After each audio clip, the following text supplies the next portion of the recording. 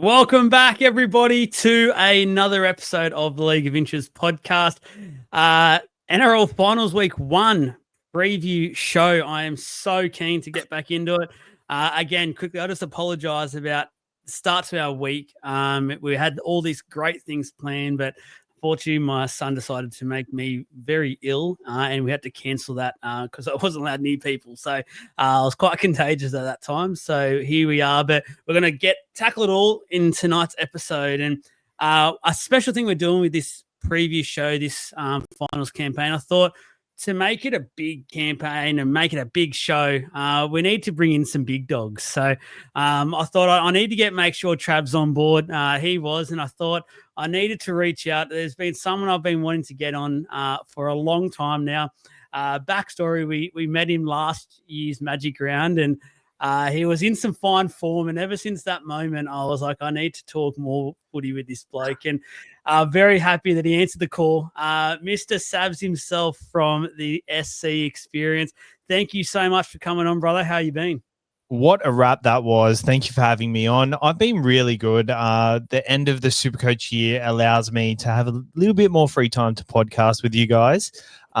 It is a quite exhausting week during the season, so I'm glad I am available to do it. But I really want to get involved in more rugby league chat during the week and during the season. I did have a rugby league podcast that I had to postpone this year because I just didn't have time for it. So trying to free up my time to do more of this, and I'm glad to be on. Thank you for introducing me like that. And that Magic Round, seeing you last year, I think you're one of the first people I saw at Magic Round, and it was so early on. It was such a long weekend, and all I remember is just you in the Parramatta jerseys. You're the first person I saw, and I was already gone. It was still daylight. You were. I'm glad you were in. You were in a fine bit of pasture. Let me just say that I was a bit jealous. I was slightly jealous. He just started on the frozen cocktails that day, but you had very clearly gone into a fair few way before that. So, breakfast mojitos. That was before I discovered the frozen cocktails. The frozen cocktails took me to another level. It was the frozen cocktails were so undefeated. They're undisputed. They're the Penrith Panthers of the competition. That's a brilliant shout. Now, me and Savs, our team's already out. We're on Bali. We're coming into this neutral. So over the next month, you'll hear our thoughts. We'll just be sitting back. We're footy lovers cannot wait. But Trav obviously has that storm cap on for those watching the show, and he's obviously probably quite nervous, but no doubt, mate, you're very pumped for what's to come as well. Mate, so excited. Hey, so excited. Also, just because we're all fathers here, we just had Father's Day on the weekend. Hey, I thought I'd show you something, Joel, just because. How sick is that? Oh wow! Look at that. Oh, it's Queensland. Okay, I don't think it's that great actually. I just realised what it was. I was like, nah. It's my Father's Day present, man. It's the boys for Queensland. Let's go. That's good. Well done, mate. Keep bragging about it. It's all good. Then the other thing I thought I'd say is, I mean, we were looking for a really, high profile guest, some awesome guy, and we've got Savs, and I'm pretty keen for that. But we smoked him in Supercoach on this year. Smoked him. Smoked him. I think I only just beat him by about 100 points. So I didn't do much smoking. Oh man. Is he lost? Is he? He doesn't like you. That's what it is. So it's all good. That's all right.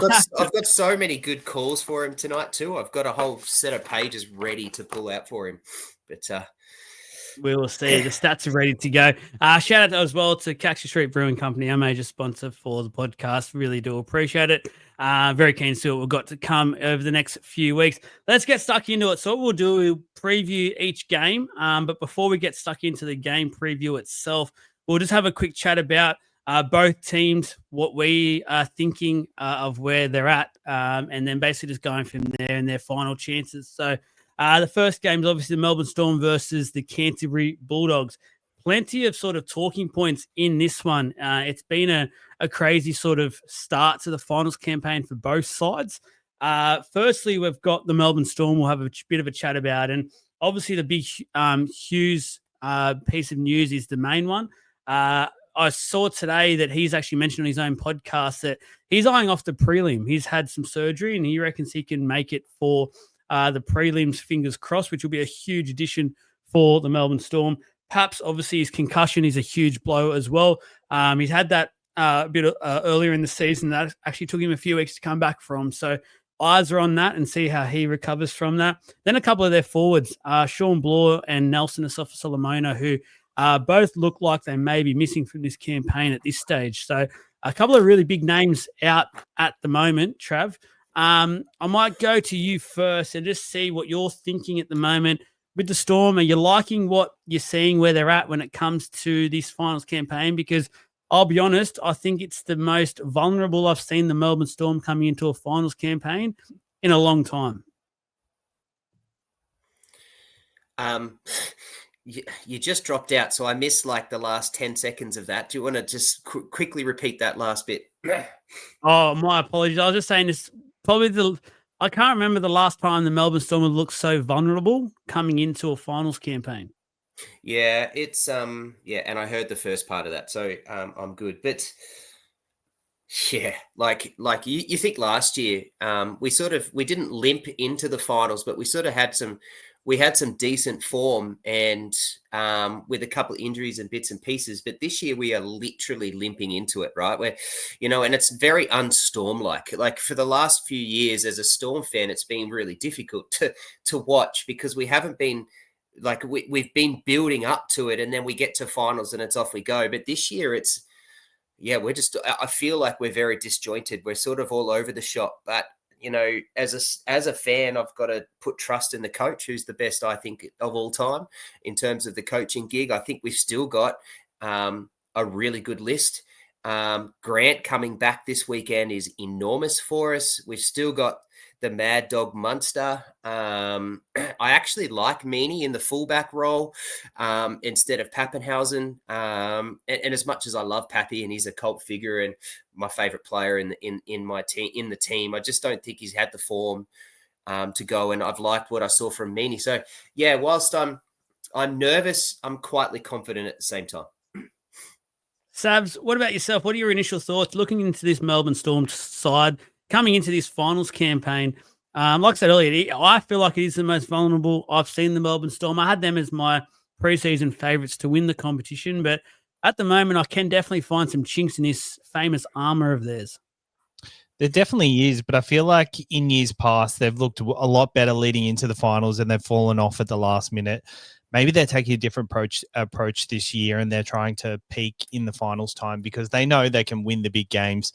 I think as soon as we hit finals, it's going to be such a different intensity. As soon as we see the first finals game this week, it's going to be so different to the footy we've been watching over the last couple of weeks. So, and they're the best at that. So what I expect from the Storm is they're going to win their games that they need to.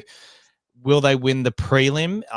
It depends who they come up against. I think if they're up against like a Bulldogs or a Penrith, I feel like they can win it. But I feel like the teams that can really tear them apart, like the Broncos, who else is there? The Roosters. I reckon they're the sides that can probably get them away. But in the grind, I feel like they'll still win the grind. So. Yeah, I'm not sure. I don't think they are a threat this year, but a part of me thinks maybe they're just taking a different approach because they've fallen short the last few years. It is one of those ones where I feel like a lot of us are sitting around going, what's Bellamy cooking up here? Because it just seems so unstorm-like where they're currently at coming into this. Like the last two games and the points that they've conceded and some of the defensive decisions have just been really, really poor. And I feel like it was, and most of the other teams in the finals would probably be a lot more critical, but because it's the Storm, we're like, oh, Bellamy's got a plan. It's all good. He'll come away with this. I want to bring up a point just quickly. We had one of those players I mentioned that won't be in this campaign, and he missed the grand final last year. And I remember going back to that, everyone thought this is a massive loss. And if he played the grand final, they probably win the grand final, which was Nelson Asafa-Solomona. Now, his form this year has not been fantastic at all. I do get that. But do you think, Savs, they're going to miss Nelson Asafa-Solomona in this campaign? I don't think so. I think Stefano's been cooking a little bit, and for a long time, I actually haven't rated Stefano, but since Origin, he's been a beast, and I think he's been building for this moment. Bellamy's been building him into that player that can replace the Nelson, someone with a bit more of his head screwed on. So I think Stefano's going to take a step up, and they've got good guys around him like Josh King, Trent Liera, who holds his own in the middle.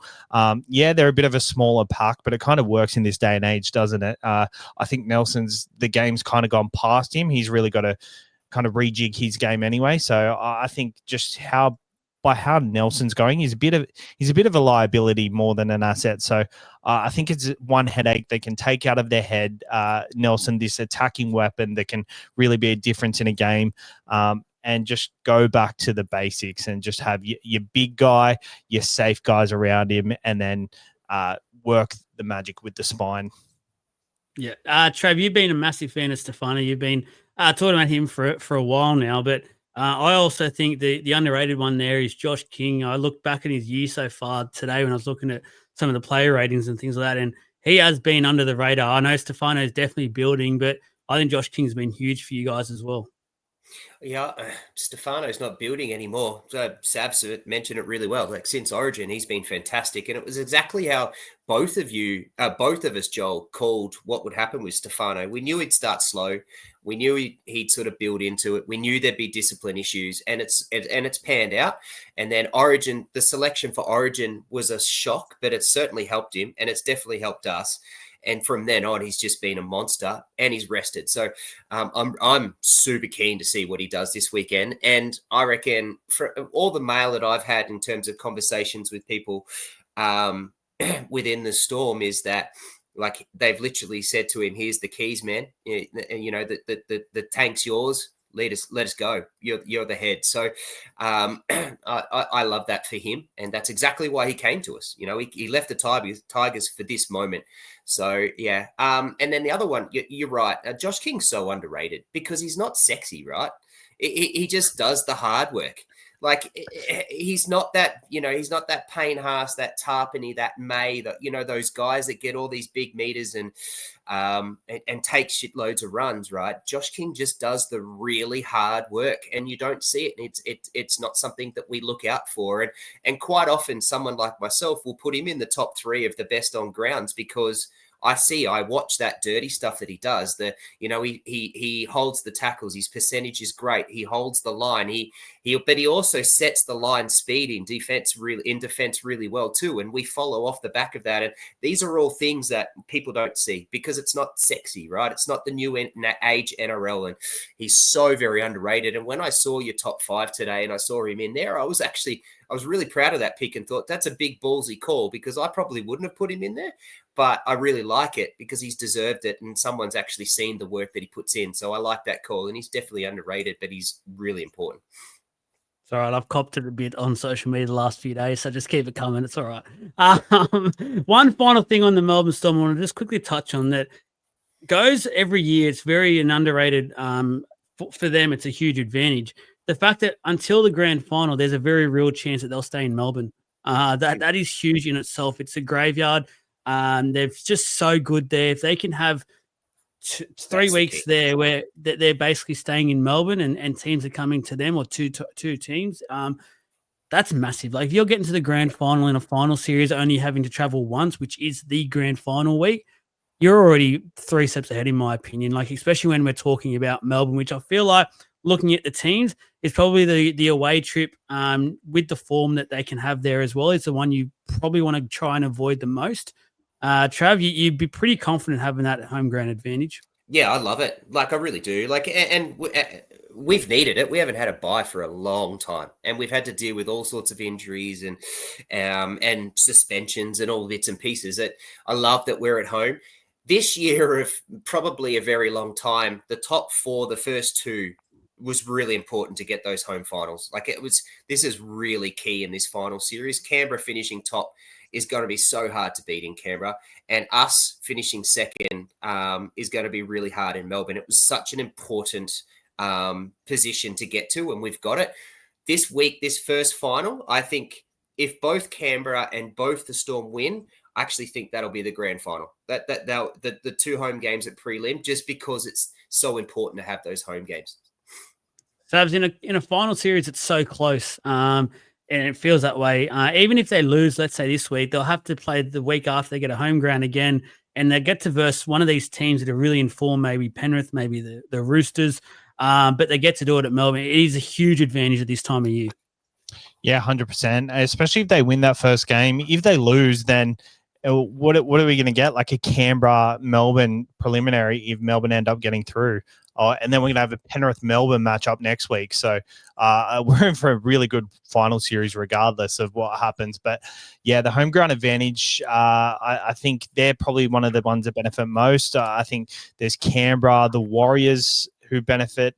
The Sharks, I think they'll get their first week at home as well. But all the other teams in the finals don't really get a great home ground advantage. But Melbourne and Canberra are by far the ones that are most positively impacted by it. I just want to go back to Josh King quickly.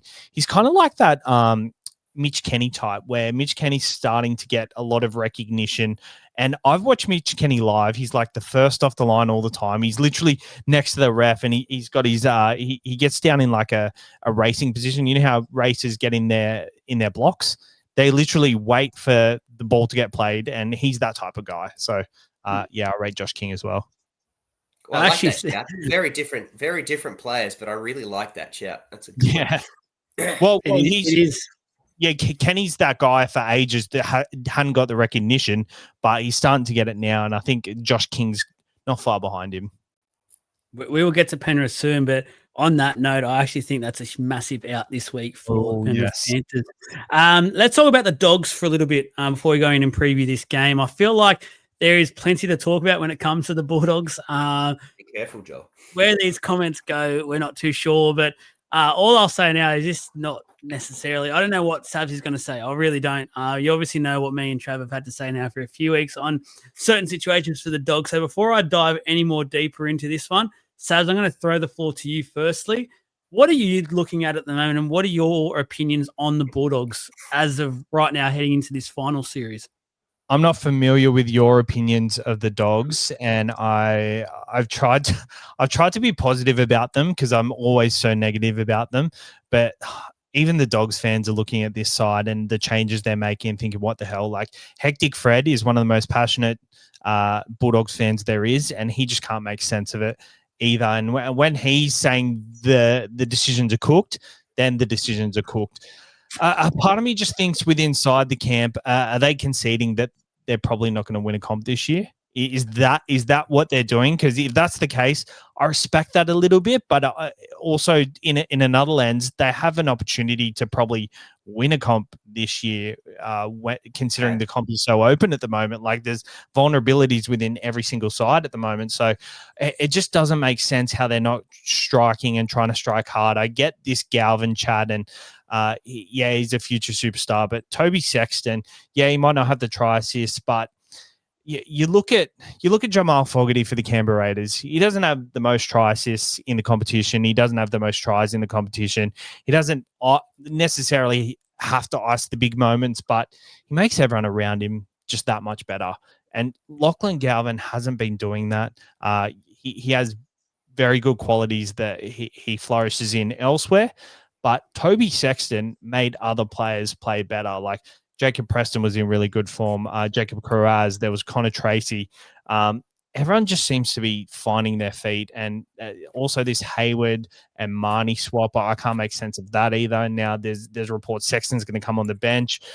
It's just a bit of a shit fight. And if I was within that side, I would be frustrated as hell because they were flying at the start of the year, and it's this point of year, and I don't think many teams would be scared of them, but maybe that's where they want to be. Who knows? Yeah, unfortunately, I have them rated pretty low when it comes to the finals power rankings, just because of everything that's happened. You're pretty much spot on with what you said. You've almost echoed to a T what we've continued to say. So we're all on the same sort of page, it feels like, which Bulldogs fans listening, we're not trying to bash you at all. Like, it's just how we see it is how we're going to call it. So I'll tell you what, it's just, I am bashing them because what they get for not being humble at the start of the year. They were like up in arms, bloody. we're going to win the comp. You can't beat us. Like, the sorest winners, aren't they? But I thought after we a may long never lose again. Many of them were saying. So shout out to a few of you out there. But it feels like, and you Joel, were spot I'll give on. a shout out to Isaac because Isaac actually told them all to pull their heads in. He did. Yeah, he did actually. So shout out to Isaac there. But it does feel like in a way they have sort of self-imploded with every decision they continue to make. And ever since they signed Galvin, it's just felt like what you said earlier, Sabs, is correct. They've gone, oh, we're not going to win a comp this year. Let's put all our eggs into next year's basket and go from there, which I actually think is crazy. They were winning the competition. They looked like the dogs of old. They looked like the dogs of war, which that's their identity. That's what they are known for. And I'm not trying to criticize Galvin, but he's played the way he plays, which is a really good player, but it hasn't suited the dog style. And it just is very alarming that they're coming into this finals campaign still trying to find the way that they want to play, where majority of these teams know what they're doing now. They've basically established it all the last couple of weeks. They try to just butter things up and just really fine tune things, where it generally looks like the dogs are learning how some of each other still plays this game. And that's not ideal at all, especially when it comes to, you've now made two huge changes when it comes to your halfback and your hooker. And they're just two positions where you go past the last 10, 20 years of the competition winners, they don't change them. They are stuck solid with their spine players no matter what. And they go out of their way to ensure there's some stability there, where I just don't like what the Dogs have really done here. I don't like it. And I think Galvin has much, from mine anyway, has shown that he's not a halfback. He's a 5'8". He's still learning to be a halfback. He's still young. He's got plenty of time to learn that trade. But Sexton suited this style of play this time of year so much more. And you hinted towards what the rumors are today, and that's the fact that Sexton will start on the bench and Marnie's gone altogether. That in itself has me absolutely bamboozled, because you look at that club, you ask the question, who's the best hooker at that club right now? It's Reid Marnie by the length of the straight. And the fact that he'll be coming into this game now, the Bulldogs, without their top choice hooker, which in my eyes, he's probably still a top 5 or 6 hooker in the game. That is just absolutely craziness, all to plan for next year. Like, we've seen clubs this year like the Bunnies who have had depleted injury lists. Next year's not always promised. You've got a chance to do something now, put all your eggs into this year's basket and go for it. Like you've already both said, it's a wide open competition. Win the damn competition. Do it. You've got a chance to. Trav, it's just so frustrating because they've actually shown at the start of the year they're a really good football side.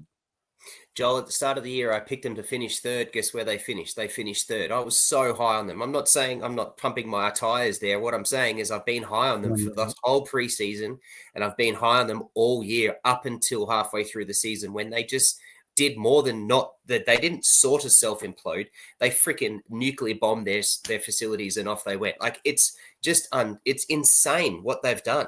To hear this, okay, 2026 is our year. Like, how can you say that? Like, how can you get away with going to your fans and your members and everyone and even the competition and going, right, everybody, we lead the competition for points conceded. We're number one, right, for points for penalties conceded. We lead that. We've got the best defense in the competition. No one can score against us. We have statistically, defensively, that they're winning everything. Yet you're going, oh yeah, but we'll fight for 2026. Like, how does that work? It just doesn't make any sense. And then when you bring in Galvin, everyone was like, okay, this is huge, right? It's a big call. We all know Galvin's a superstar. We all knew that Galvin was going to be their half guy. We knew that, but the way that they did it was so bad. And then from that, like, they literally signed him. They put him on the bench straight away. Like, oh, sorry, he played in the Rezzies, and then he gets put on the bench as the 14, like literally a week and a half after he gets signed. And and then from that instant, you could see like Marnie was pissed, like Crichton was pissed, like the whole makeup and culture of the team just dropped from this one moment. Like it's insane. They've done well to get to the point where they're still in third, and they've literally lived off the back of what they did in the first half of the year, and that's gone through. unfortunately for me, like I'll ask this question to you boys. What's the one place going into the finals you really want to have settled? What's the one part of the game or your team that you really want to have settled? I'll answer 1, 6, 7, and 9. And Correct. they've tinkered with all. Correct. Correct. So there's not been one part that's not been tinkered with. Now, Tracy being at the fullback had to be tinkered with because of his injury. But then even then when he's come back, they've still done this like makeshift, let's put Crichton somewhat into the fullback and continue that kind of thing. Like it's still being tinkered with. Like how are you going into the finals with this makeshift of your spine where everyone is, and then you're making late changes like 2 days before? Like it's just incredible. I actually really like that Crichton move. I think that's the one move in the spine that I actually think could be the difference. Yeah, well, defensively he's really good, so I get what they're doing with it. But then there's like last week Sherry got injured. They moved Matt Burton to center. Pretty sure they moved Bailey Hayward to 6, and Reed Marnie came in at number 9. Like, why are you moving your whole spine if that's happening? Is Burton your best player, or is he not? Like. And this week they've gone with Sexton on the bench and Burton in 5'8". I just don't know all this chopping and changing of the spine. You were talking about like the spine and who changes their spine this time of year. Do you remember the last time it happened to a big side this time of year? I can't. I actually can't. Can you tell me? You might, Trav. Is it Storm? Well, I thought you were going to go there, but then I was like, is this a trick question? No, the Storm is the most recognizable. And what happened that year? It was Brodie Croft. They chopped him for Jerome Hughes. Was that 2019, 2018? Yeah. 2019 when they lost to the Roosters. No, 2018 when they lost to the Roosters. Correct. And that took him a while to recover from that. But again, I thought that was a good move at the time because Brodie Croft wasn't taking you to a premiership, but it just shows that cohesion within the side. If you get yourself to a certain point at some part of the year, then just roll with it. Just let it happen. The most alarming part of it all, and it's the most recent game of theirs, is the fact that Strata had ample chance to rest a number of his players to just get primed for this big game. He chose not to, and I actually agreed with why he didn't do it because they needed to gel and they needed to better their attack, which has been really poor for a while now and very clunky.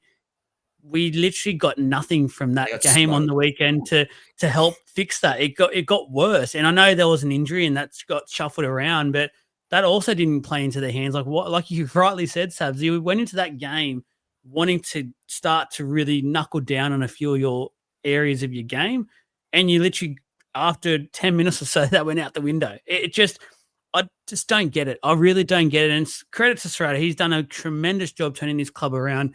The organization's done a wonderful, wonderful job.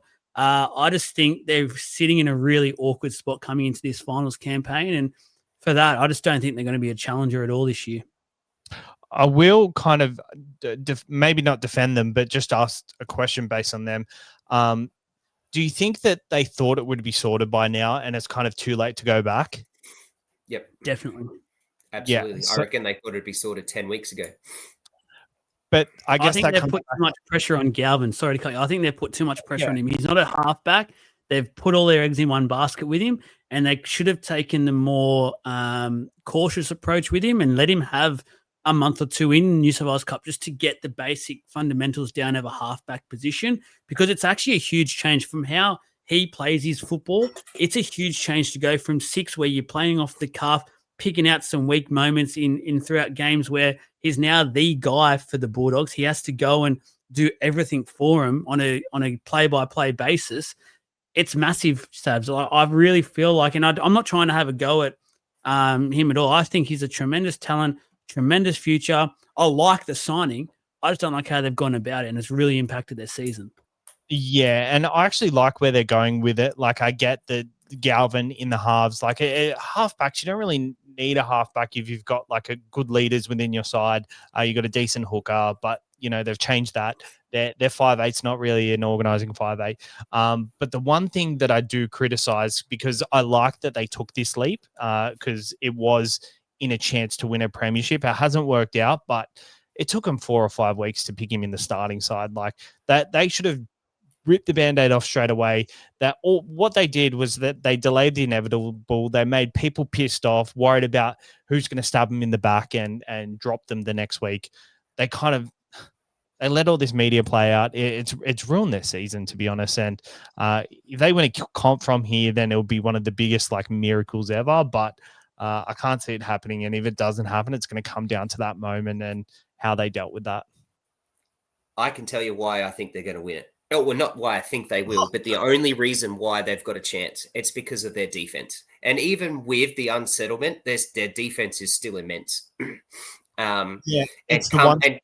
It's the one thing that they can back themselves on. It was the one thing that they had last year that got them to where they got to. It was the one thing that they've continued over this year. It's that consistency. It's the Serraldo way. It's what Crichton brings. It's in their blood. It's in their culture. This is what they do. We defend. And come finals, that's what you need to be able to do. So the only chance that they've got, and the one thing that I think they've got that chance for, is that their defense is in the top 8, by far the best defense. Obviously, the Storm the last couple of weeks gave up a lot of points. I don't think our defense has been superior. I just think we've got some good processes. I think the Bulldogs' defense is actually superior, and that's what's going to keep them in games. So that's their chance. I would agree with you, but last week the Sharks put 26 points on them, and I think their backline's reshuffled now. They've got Tuala in the centres, they've got Crichton in the centres, and they've got Jethro and Wilson on the wings. They've got a whole new side leading into the finals compared to what they were running with at the first half of the season. So take out that first half of the season, then their defense probably doesn't stack up. I should have had these notes. There is some little. We'll get into the game preview now for them.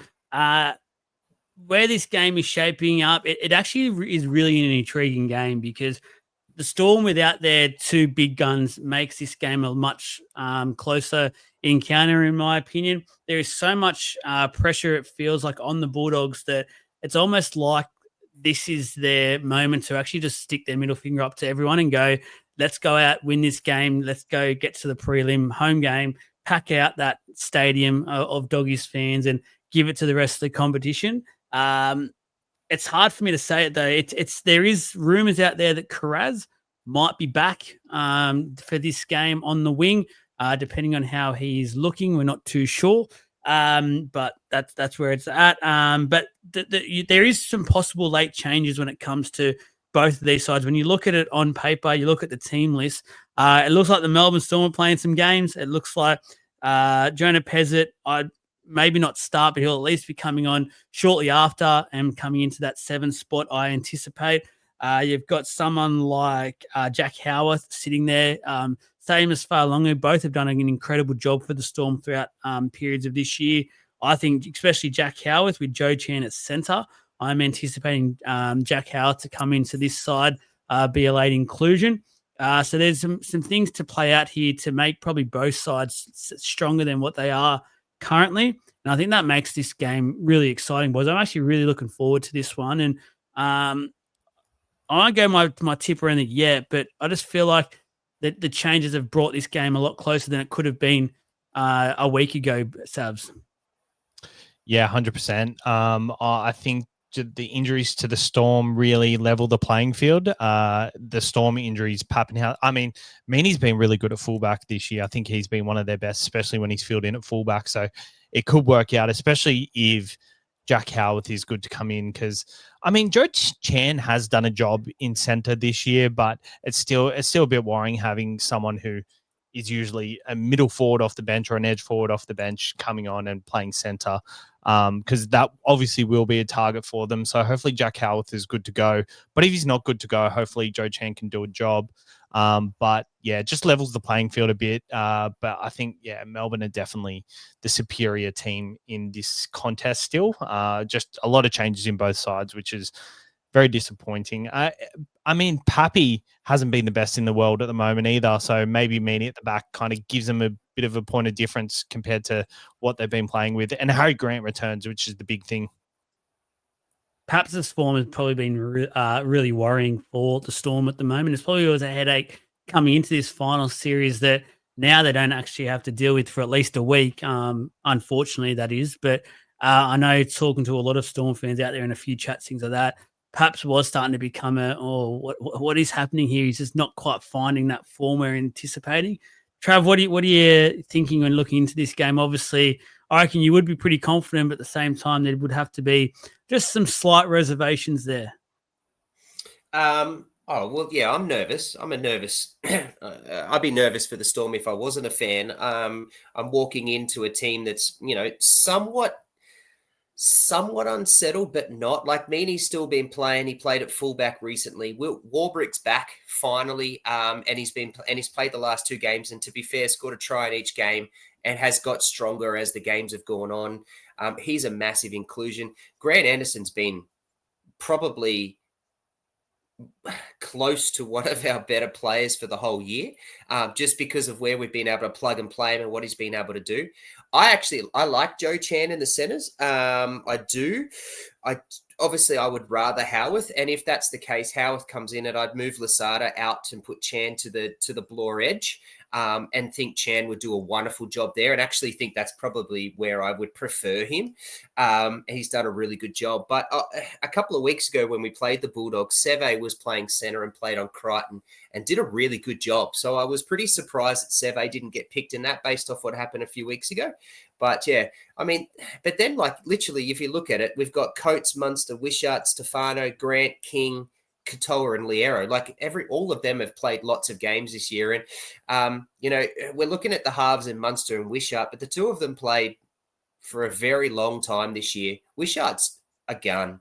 Like he's really good, and I don't mind where he goes and how how we are leading into the finals. He's just that type of guy we can plug and play.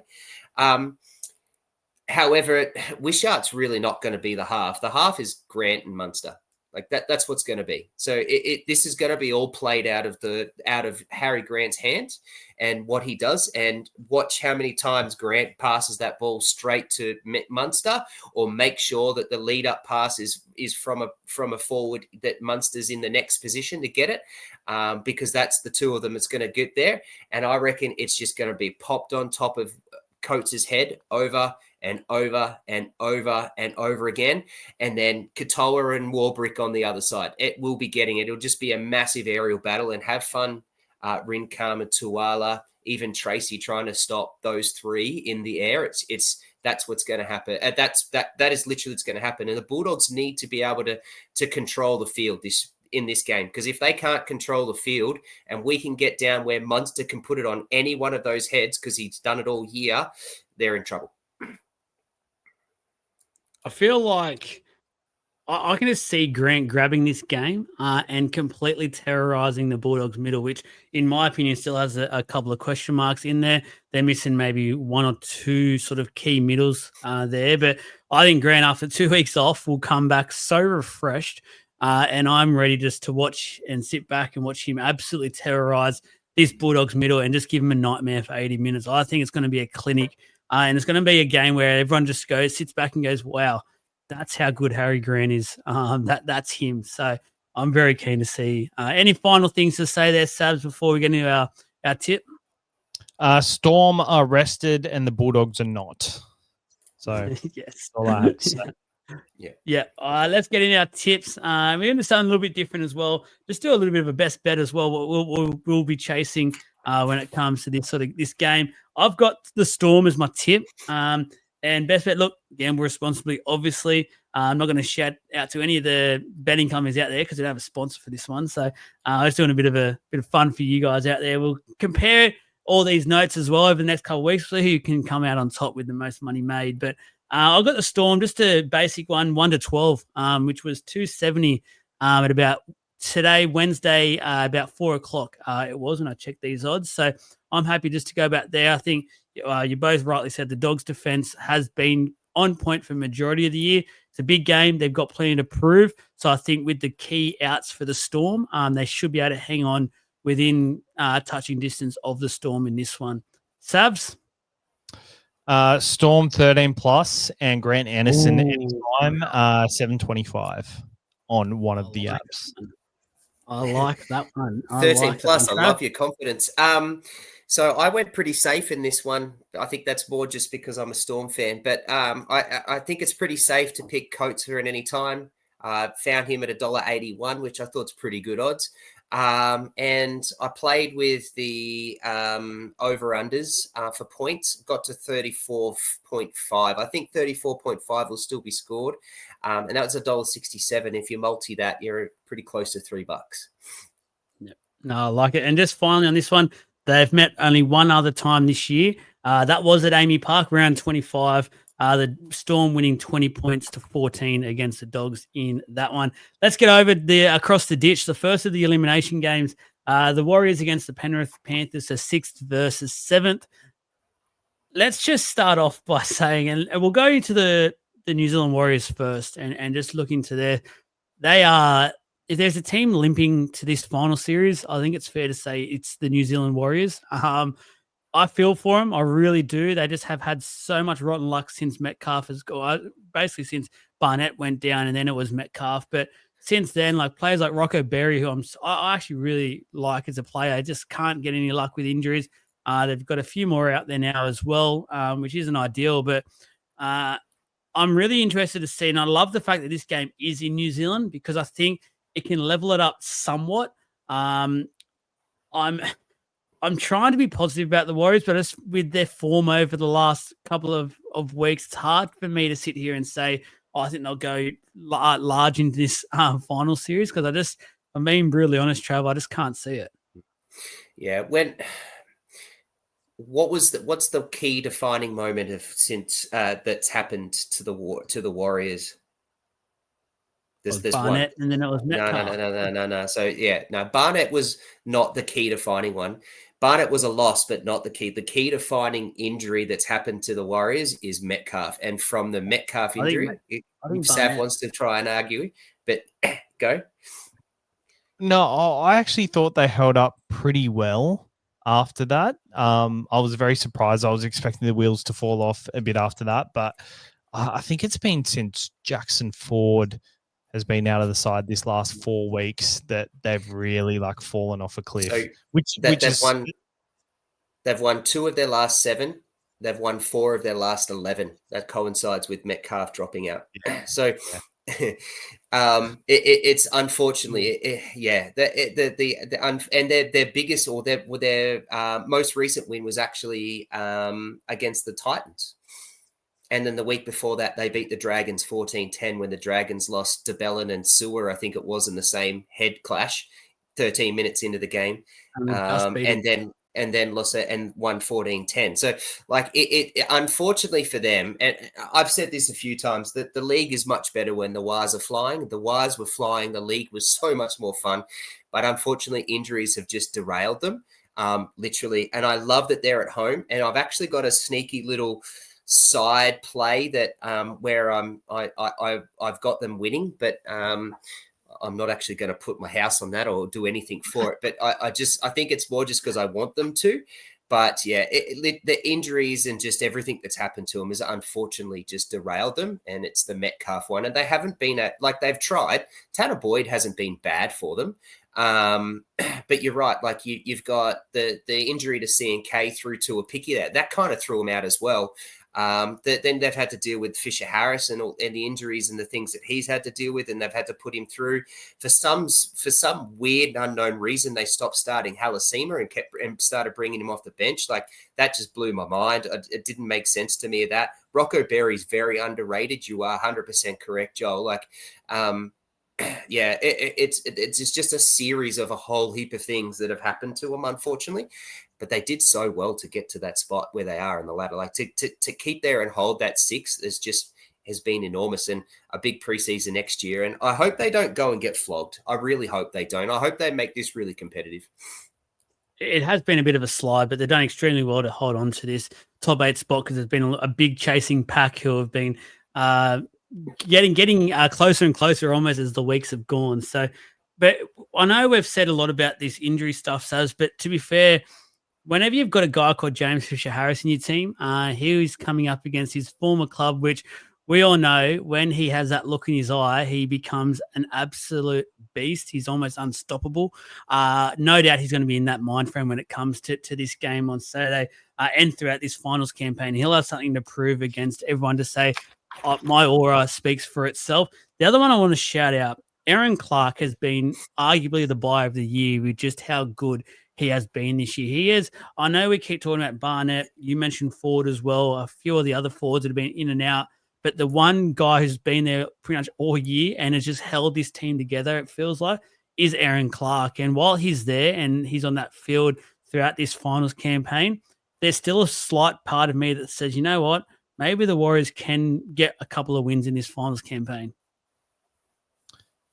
Yeah, I actually think it's a danger game for the Penrith Panthers. It's the one where everybody's writing the Warriors off. And I saw an interview with Mitch Barnett the other day, and the Warriors are silently very confident that they can get the job done. And the Panthers haven't been perfect this year. Like this late end, they've lost a few close games as well. I think there's every chance there's an upset here. I hope it's not. I'm really hoping Penrith go for the 5 in a row, but I think there's every chance there's an upset here, and yeah, it's a danger game for Penrith because they could go in expecting to win. You know, Mitch Kenny's out, which is we said before was a big loss. The Warriors have everything to play for at home, and the Panthers are. I mean, the Panthers are a champion team, but yeah, one loss and they're out. So, yeah, I think it's a bit of a danger game, and I think the Warriors will aim up for sure. Talking about Penrith, I want to talk about them for a little bit before we get fully into the game preview side of things. But to be where they are at the moment has made this competition so exciting. I'm not a fan. Like I said, my team is already out, but I've been so keen for this final series now that Penrith weren't making the top 4 to see how they can find a way to make it happen. Everyone's writing them off.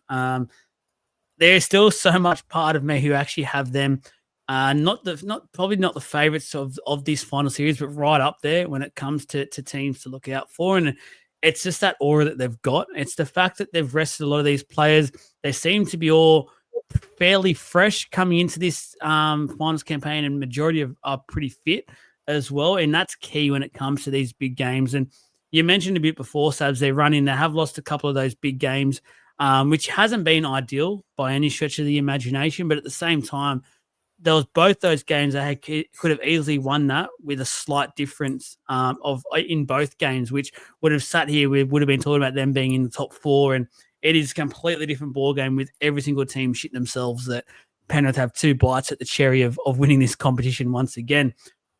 They are, and you're in the area there, Sav, so you'd be able to see this more than anyone, but they are just what they're doing at the moment, and over the years, it's just incredible. Like, it feels like every year they go about this differently, and every year they seem to just almost do it perfectly.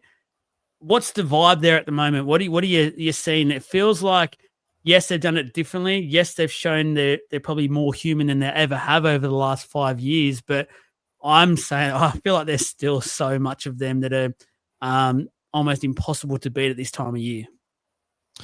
Yeah, there's a bit of cockiness in the area. I think just winning 4 in a row does that to you.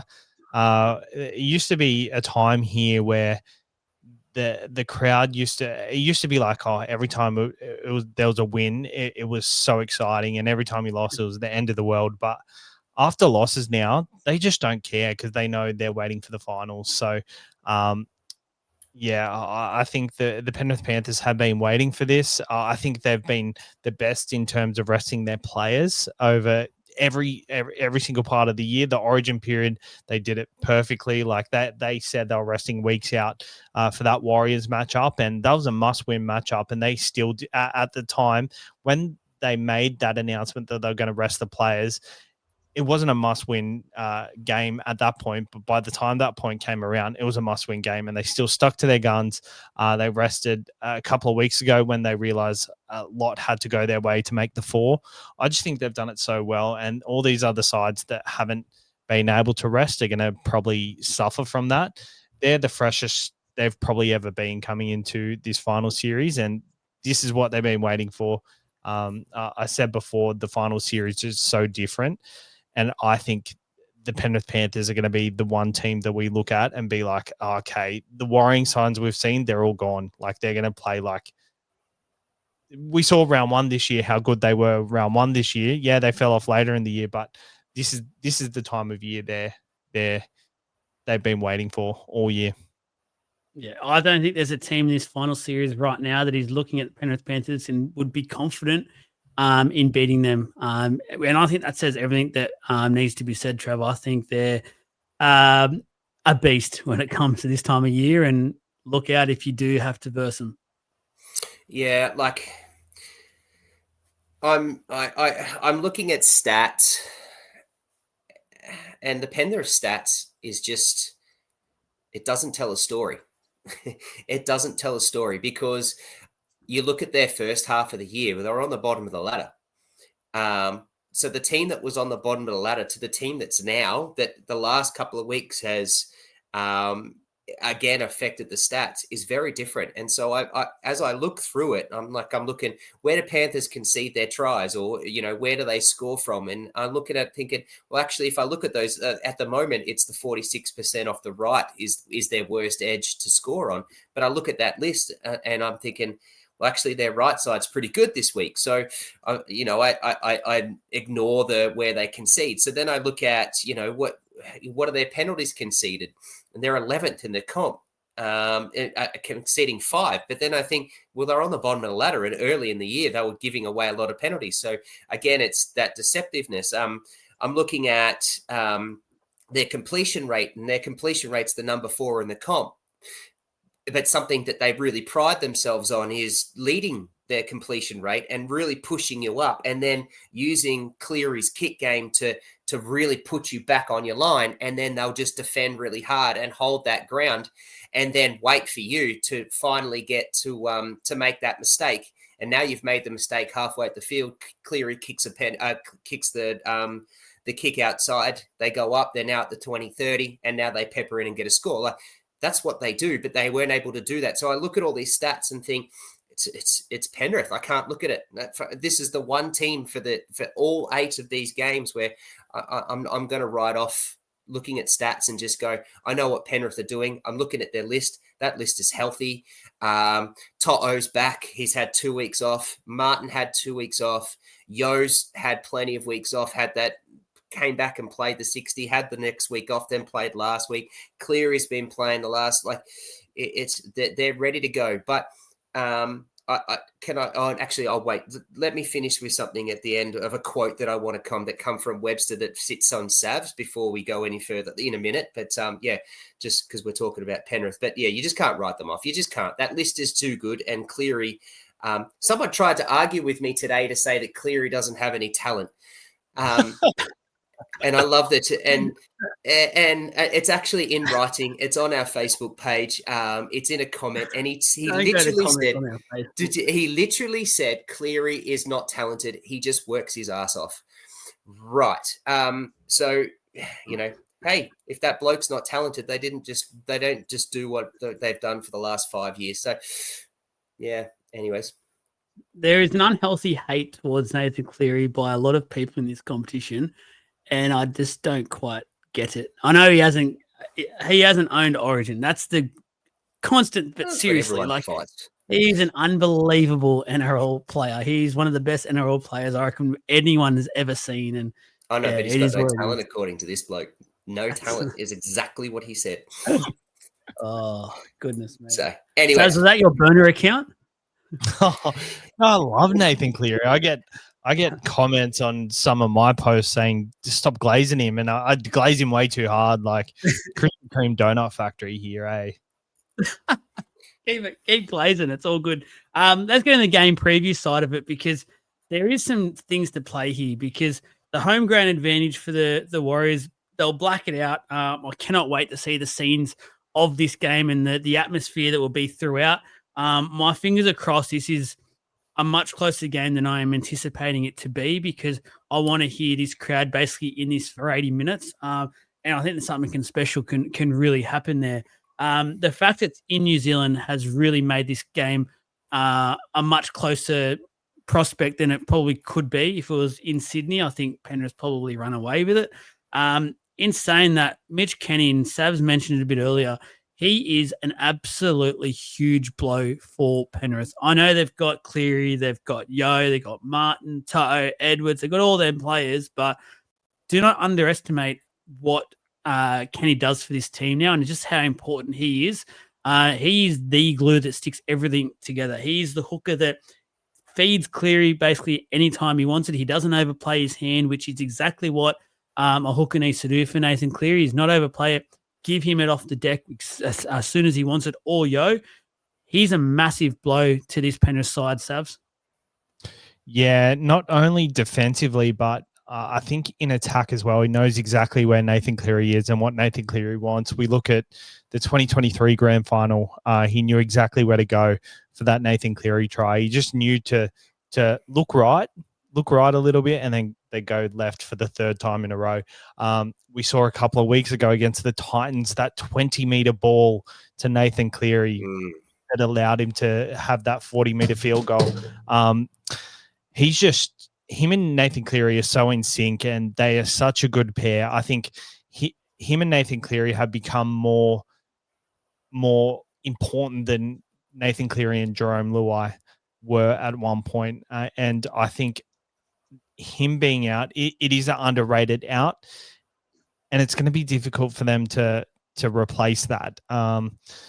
They have dealt with injuries all year, and they haven't really had their full strength side much this year. So I think they'll learn to deal with it. But yeah, it's a massive blow for them for sure. Trav, what are your thoughts? It definitely brings Penrith back to the Warriors a bit. Like we keep saying, it just can't be underestimated, this loss. Yeah, I think it's a big loss. And then I watched last week, and remember, was it Schneider? Did Schneider get put into the? We were talking about this before, Joel. Was it Schneider that got put in? Man, how bad was that? Some of the worst ruck play, ball play that you've ever seen. And I remember Cleary's really good at not roasting his mates. He's really good at keeping a really calm. A mistake happens, he goes, taps him on the ass and moves him on. Like, I just watching him last week was the first time in a long time I've seen Cleary pissed off. Like, he just trying to catch some of those things that Schneider threw to him at his feet when he was 5 meters away, and just watching him was hilarious. That was so bad. And that's why I think why they've pulled Summerton in to put him there. But yeah, Kenny's going to be a massive loss. However, like, I think a big in to sort of curb some of that is Toto, and the meters Toto is going to get off kick chase and off kicks, and that's kind of going to help a little bit, because if Toto can get that 300 meters that we are so accustomed to getting, that puts him in better field position off the kicks, and then that play from the hooker is not going to be such a big deal. And I reckon this week they've obviously going to practice that a heap. Like Summerton here, just be very simple. This is what we need you to do. Just pick it up and find me, put it in front of me, and off we go. Let's make it really simple. I reckon that's literally the biggest thing on the board. I reckon Cleary's just written, Summerton, here's what your job is. One. Just like, and there's a picture of Talon De Silva with a cross on it. Don't be like this guy. Yeah. 650K well spent, hey, to the Para boys, hey, Savs. Yeah. Oh, my God. He'll be okay. Yeah, he will be. He's a good talent. Look, I actually thought of a meme idea just then. Nathan Cleary when Brad Schneider is on the field, and it's a picture of Mitchell Moses. Moses is like blowing up with someone. Oh man, I just haven't seen Cleary that pissed before. He's normally such a cool, calm, and collected guy, and I just could see it in a game that meant nothing. And I was just watching him do it. Yeah, it was hilarious. But yeah, they were walking in at some stage. Just shows you what Penrith are like at this time of year. They mean business. They are strictly focused on one thing and one thing only, and that is the premiership. For the Warriors, just quickly, the last time these two teams did play was round 16. This is when the Penrith Panthers basically sent their New South Wales Cup team over and they won the game 28 points to 18 at Go Media Stadium. Do you think there's a bit of a nightmare, bit of thoughts by the Warriors players about that game, or this is just completely different? There's no scarring from that game, because that's probably the Warriors' most embarrassing loss this year. The fact that they lost to that Penrith New South Wales Cup side. It's not a good one. It's not a good loss at all. But Savs, thoughts? It sometimes works against a team like Penrith, all these scenarios going up against the Warriors. I think we saw earlier in the year, the Roosters beat the Sharks at home with absolutely decimated squad. And the next time the Roosters played the Sharks, the Roosters had a full strength squad, and we were expecting the Roosters to put a score on them. The Sharks ended up putting a score on them. It was also earlier in the year, the Roosters were decimated and they had their backs up against the wall against Penrith, and they won that game as well. So I think this has a bit of like, Penrith won against the Warriors with their New South Wales Cup side earlier in the year. They should win with their full strength side, but I feel like in this case, I just feel like it's such a danger game, and I'm very worried as someone who really wants Penrith to go on with it and defy history. I'm really worried this is a danger game, and there's just so much in Penrith's favour. I'm just looking at things that could go wrong, and there could be a lot that goes wrong. But I think just based on what we know, Penrith should put a score on them, and they should play finals football. The Warriors, I actually think them being in the top 8 is a bit of a injustice to rugby league at the moment, just because they're not a top 8 side at the moment, it's not their fault. They've done the work earlier in the year. I think someone like Parramatta would have been a better entry into the top 8 at this time of year, I'm saying, but you don't make the top 8 because of how you've played the back end of the year. You deserve it from 27 rounds. So they deserve to be there, and they're going to have every opportunity to take this win and hopefully get a few wins into it, maybe. For our tip, Trav, you have any hope for the Warriors at the moment? You can see anything? Yeah, I do. I've got a little quote that I want to talk about from Webster, but I just want to say a couple of stats that I think is important to talk about because of what I just said about Penrith before. The Wars are leading the competition for completion rate percentage. They're number 1, so they protect the ball. They however, are the worst for errors. So they are at almost 10 a game. Now, what's the one thing you can't do against Penrith? You can't give them cheap ball. You can't give them field position, because if you give them field position, now you're playing into Cleary's kick game and everything that he's got that sets them up for everything. The Wars have a chance if they can hold that completion rate. They also have the number 2 post-contact meters rate, and they lead the they're 6th in the competition for run meters. So if they can hold their complete limit errors and get the ball up the field with their run meters from their pack, because their pack's good, this game's on, and it really will be on. And then from that, I just want to lead into a couple of things that I've heard, which is off what you were saying, Sav, about Barnett in the interview you said. So some quotes that I directly wrote about Webster that when I heard, I was like, this needs to be, I want to pull this up because this is important. He said, no one's given us a chance since day one. The people who don't believe us, that's fine, but we believe in ourselves. No one really respects us or gives us any hope.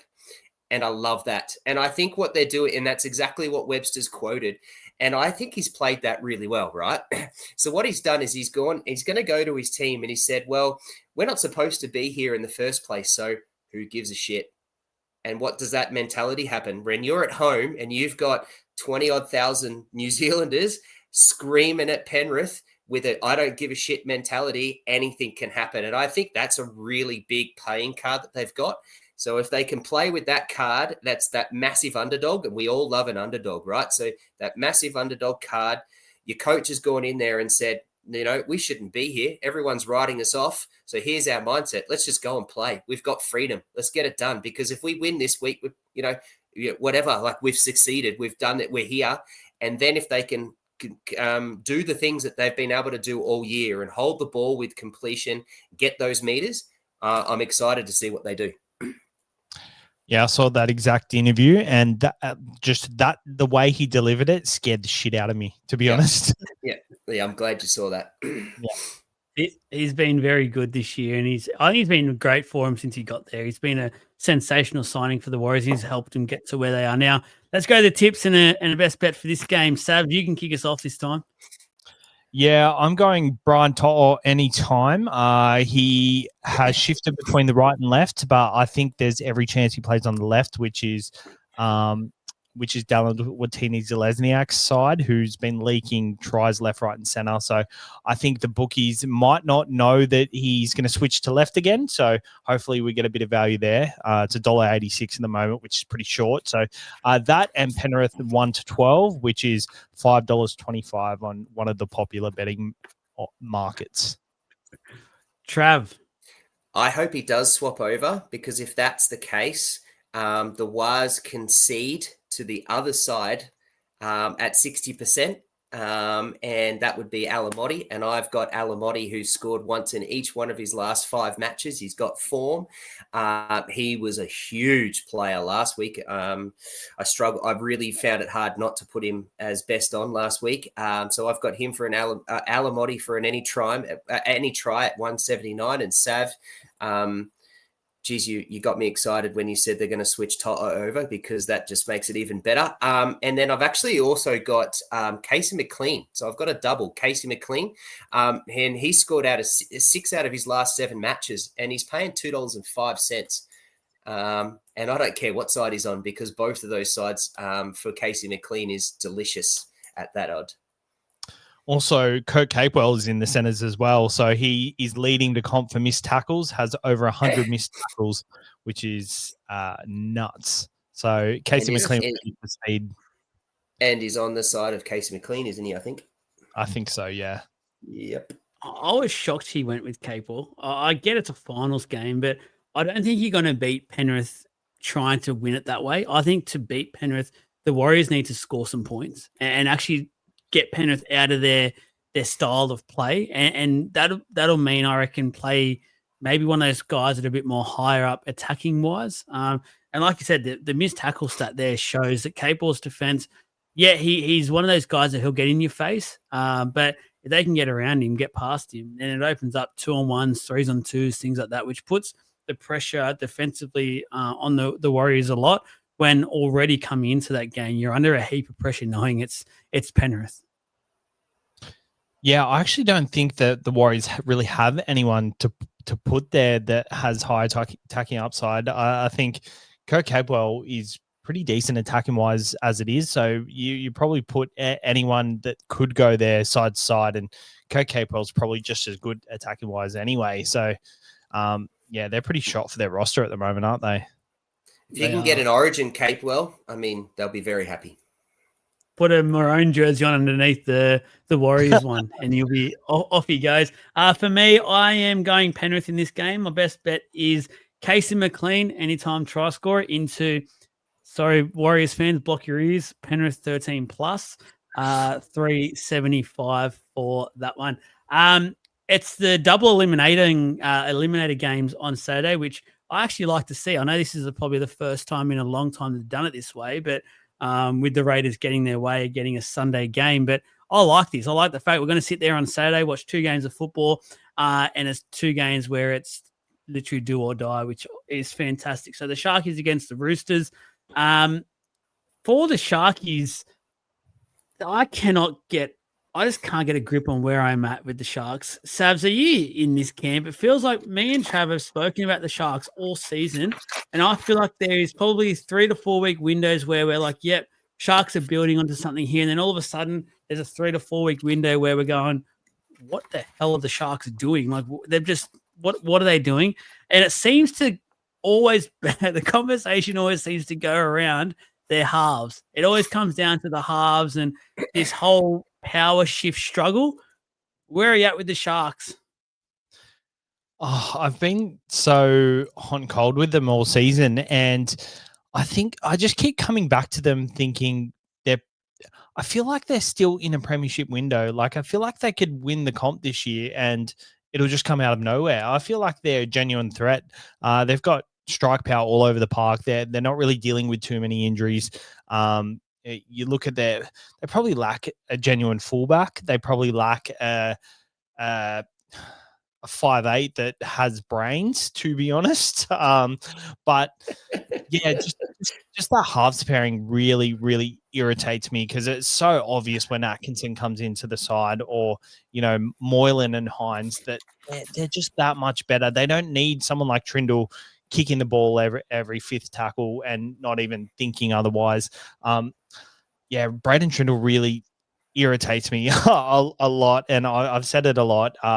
But I think if they can get it right, it can be something great, which is why I think they've stuck with it for so long.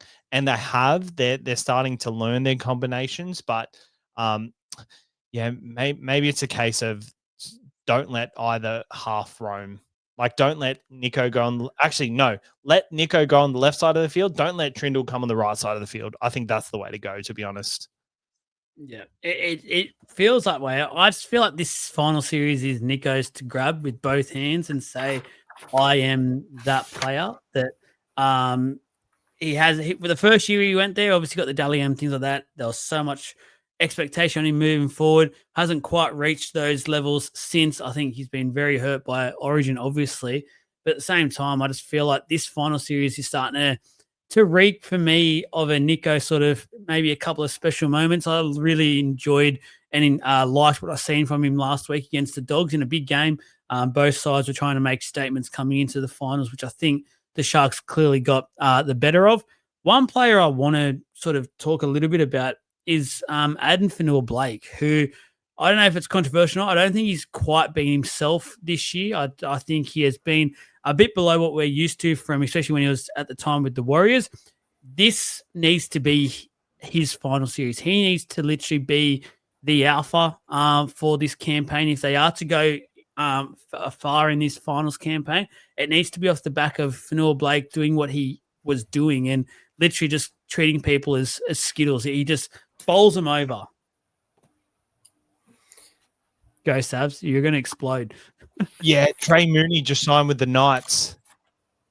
Yes, he did that during the day. Oh, fuck, that was 6 hours ago. Yep. Oh, my God. I'm so sorry.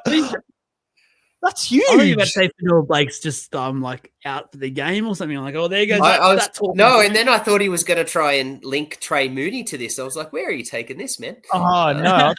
I think Trey Mooney's a good player. I think that's a good signing, considering they don't have a coach yet. So, yeah. And middle. Adam Fanua-Blake probably hasn't lived up to his standards because he's getting a bit homesick. It's about that time where he starts to pull that card, compassionate grounds. Oh, should I say that? I'm kidding. I actually think he's been pretty good this year, and I think he's building into something. He plays better when he plays bigger minutes, and he hasn't needed to play 2 bigger minutes this year. They did finish just outside the 4, but I think he'll have a big series. No Cameron McInnes. We'll see him play 60 minutes probably every finals game. And I think we'll see him explode. He's a really good player, and I think him and Brayley are gonna combine well, and Nico can play off the back of that. So I'm really excited to see how the Sharks go. I think their only issue is they're coming up against a hot Roosters side this week. So I think whoever wins this week will probably go deep into the finals and probably make a preliminary final potentially. Trav, I know you have a lot to say. I know there's one guy who I want to talk about a bit more. I'll let you have your say first on, we've already mentioned a few players there, but I just want to remember to go back to this guy, but off you go. So talking about AFB, to the fan that doesn't in-depthly look into stats and stuff, AFB's had a monster year. Like, I think hasn't he led all front rowers for most meters or something like that? Like, he's just had a really good year. But to us, AFB has not been a letdown, but has not been their AFB, right? He's not that damaging guy that we've we've looked at. And Savs, you're saying he's had a good year. I think he's had an okay year. He's had a good year, but to the standards that I rate AFB at and what I know of what AFB has done, he's not been there. But he's actually got form leading into this final series, and he's going to be I just think for the Sharks to move forward here, it's off the back of him. I reckon you summed it up well in that partnership with Blake Blayley. He love it that you picked Did up you on do that. that on purpose? I did. Yeah, I wrote it. I've got it here. I had to do it because you bloody put me in it. But I only put you in it because I needed to put someone else in, and it was just a little bit of a fumble, little bit. It wasn't the worst one in the world. Jesse's actually had a bigger one that he did, I think, last week. It was even bigger, and he had no idea he did it until after the podcast that I pulled him up. He's like, "Oh no!" Anyways, his scoop and go is off the back of an AFB run, and the meters that AFB is going to get is exactly how they win this game, and that's what they're going to have to get, and it'll be off the back of those two and where they go. You're talking about the Roosters and their form that they've got. The Sharks have won 7 out of their past 8. Like, they've got form too, and they just monstered the Bulldogs on the weekend in a game that we all sat there thinking the Bulldogs need form to go into the finals, and they monstered them 24-6. I'm pretty high on what the Sharks can do, but you are right, Joel, in the way that you started this segment. It's about the halves and what they get and how they sort it out, and whether it is time for Hines. Like, we've been calling Hines to step up. Like, we've been saying this for years, right? Hines in big moments has got to have. He's had his moments. He wasn't able to do it in Origin. He got absolutely destroyed in that. That's clearly played a part in his well-being and what's happened and all of that. Here's his moment. I really hope that Nicho Hines takes this by the balls and says, "It's my moment. Off we go, boys. Ride with me. Let's go." Do you think not making the 4 this year for them is probably like a weight off the shoulders? Because making the 4 the last few years has really put an expectation on them to perform in the big games. But now they've missed it. They're playing a hot Roosters side. They're not expected to go deep into the finals. Maybe it just takes the pressure off that they haven't been asking for the last couple of years. They're not expected now, but they sure as hell have been all year, and they certainly went into the year being expected that they were going to make a deep play. They've been very under the radar this run, like 7 from 8. I don't think many out there would realize that that's sort of the form they're carrying into this. Yes, there's been a couple of softer teams in that run, but at the same time, there's been some teams out there who are above them and in and around this finals who have lost to some pretty soft teams in this run into the finals. So you can only beat what's in front of you, and I think the Sharks have actually done a good job of that. And Fitzy said it last week. This is only their second week in a row now where they'll have their strongest backline that they've got available all year. Like, this is only the second game that they'll get to play their top 5 guys in that backline, which is huge. That's 5 very talented players there, especially when they're together. They can do something pretty special. I'm very keen to see what they can produce. But you mentioned him, Blake. Oh, sorry. Can I pull something? I think I have a feeling that you're going to go here. I think McInnes' injury is a massive deal for them. I don't know if you believe the same as me, but I think the Cam McInnes injury and him not playing is a massive out. And I don't, because I don't like Calhoun. I don't think he's very good at all. And you're starting him in the 13, which is actually the way the Sharks play, is a really important spot. And what McInnes does on both ends, on both sides, is super important. I think that's a big loss. I'm not sure. I do get what you're saying, and I do agree. Like, his experience alone is a massive. Like, what he does for that team, it allows the likes of their attacking players to really flourish. So they will miss that. But the way that Blake Brayley has stepped up this year and become just this absolute weapon for them in attack, not just defense, he's been given this free pass, it feels like, to now go out there and basically do whatever the hell he wants if he can see it. And I'm anticipating him just to, if they go deep, like Sav said earlier, if they can go into that prelim, I know we're talking up Nicho, we're talking up AFB. I actually think it'll be off the back of what Blake Brayley can do. I think he has been that good this year.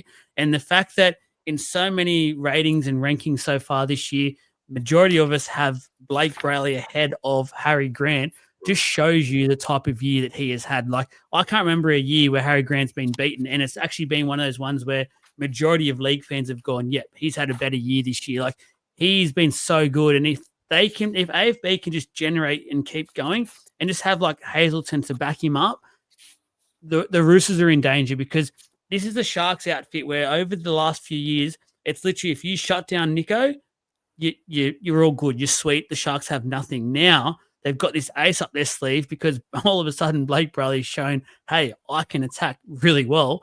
And that's just a part of the game that I don't think many opposition defenses have been ready to have to defend yet. And it's going to be it just adds so much to the Sharks attack, Savs.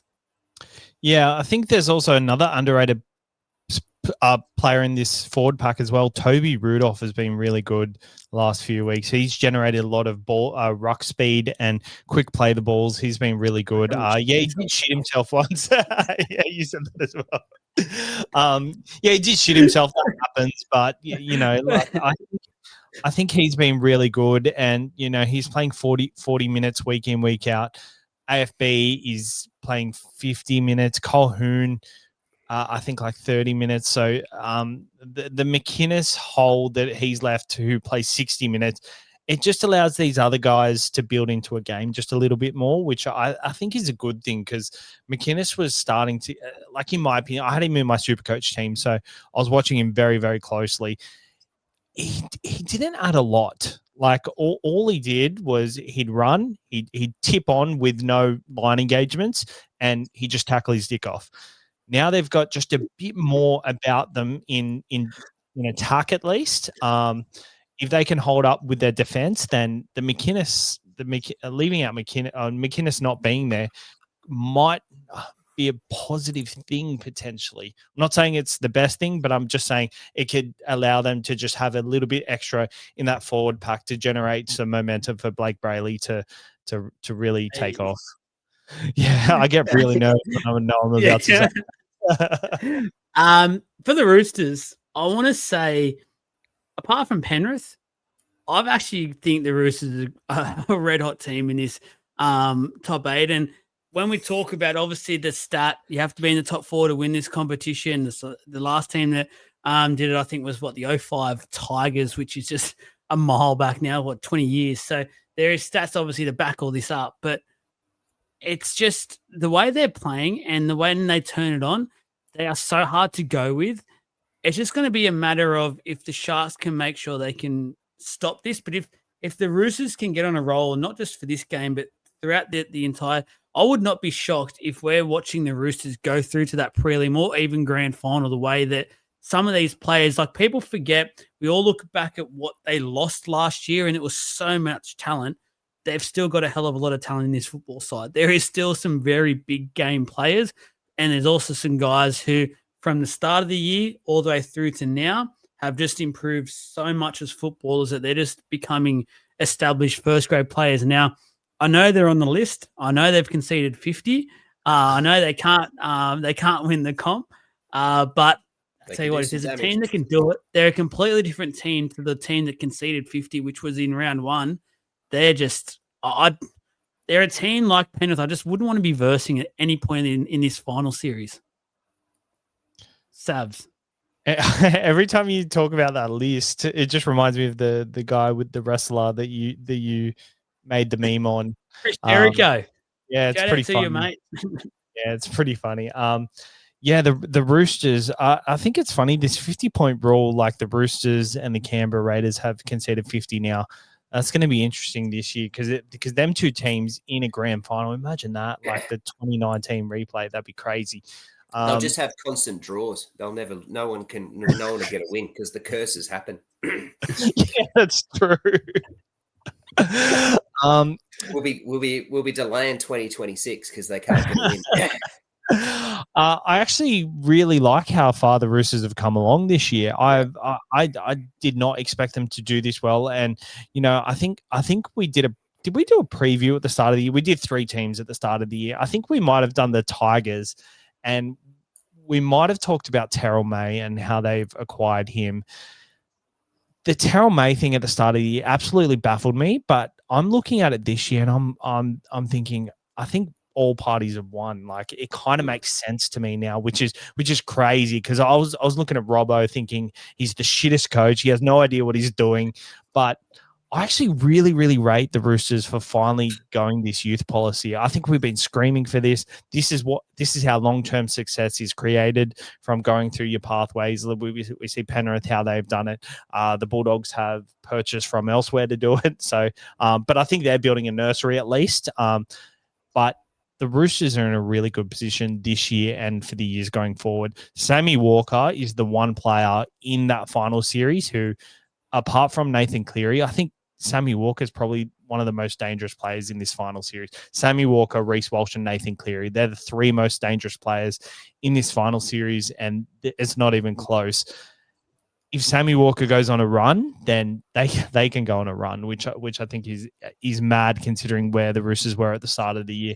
The only thing is that they need to win 4 games to do it, and I don't know if they can do it because they haven't been able to string 4 good games along all year. They got up for that Melbourne game, and then they lose the next week against the Eels. They lost against exactly. They lost against Eels. Captain Tedesco, my Supercoach team that day. Not very exciting. But not everyone can beat us. It's a hard task at the moment. Yeah, but yeah, they couldn't get up for that one because they had such a big performance the week before. So I don't know if they can do it 4 weeks in a row, but I think they will make a shake. I really like how far they've come. What are you thinking of the Roosters, Trav? It's the healthiest they've been all year. It's the best team they can put on the park. I think they make a late change. I think Watson goes to the 14 and is it Ielo comes in as that first 20-minute hooker. And I like what he brings as that first tweet. He just takes that the sting out of the game, and then Watson comes on. You're talking about Terrell May. Like Terrell May not playing them dropping him has allowed them to play big minutes into Nofa White, who's arguably in the top 5 front rowers this year. Sua Wong has just come out of nowhere, which we were sort of nowhere is not the right way to say it, but we were waiting for it. And he's been huge this year. The Butcher brothers, for where they've been able to stay healthy, have come up. Spencer Lenu's starting to play minutes. And their edges are as set as probably they've wanted to be for a very long time. Tupou and Mark on the edges with on the wings, with Smith and Toya locking in the centers. I think they're in a really good place. We've argued around Sandon Smith and what they did with him, but the combination of Savala and Walker is just unreal. Walker and what he does, he just knows how to play with Savala, and he knows Walker doesn't have a bad kicking game. It's actually a really good one, but Savala's is superior to him. So Walker knows. So I get the ball to Savala. Savala's going to kick the ball basically the length of the field. Everything's done. I can just sort of lean back and just set this team up and go from that. And then I just get the ball to Savala for the run game that he offers because he's so big. This Roosters team's dangerous, right? I agree with you, Savs. I don't think they win 4. I don't think they win 3, but I think they can get at least 2. This is a big game for them, though. And I think either way, the two teams, whoever loses here is actually going to turn around and say, actually, we failed. This is a failed year. So this is a really important team. This is a really important game. The Roosters know that they're not just here making up the 8. They know they're in form. They know their list is good and everyone is raving about them. And the Sharks, if they lose, this is a failed year. So this is probably two teams here who are saying, if we lose, we've failed. So this is going to be a good game. Lock in Saturday night. I agree. What are you looked at? You look like you're about to burst. Oh, no, I wasn't looking at anything. I reckon there's these two teams seem to verse each other in finals, and it always seems to be these games where it's like one team will go through and you're like, yeah, awesome. And then the other one who will lose will go, this was a shit year. I can't believe we were out once again, finals week. Well, they just seem to always meet at this time of year. It's always a cracking game. It's always really close, things like that. So I'm really keen to see how this one can sort of unfold and where it goes. Before we get into just where we think this game will be won and lost, can we just quickly open the can of worms that it is about where this game's being played and if it's the right decision?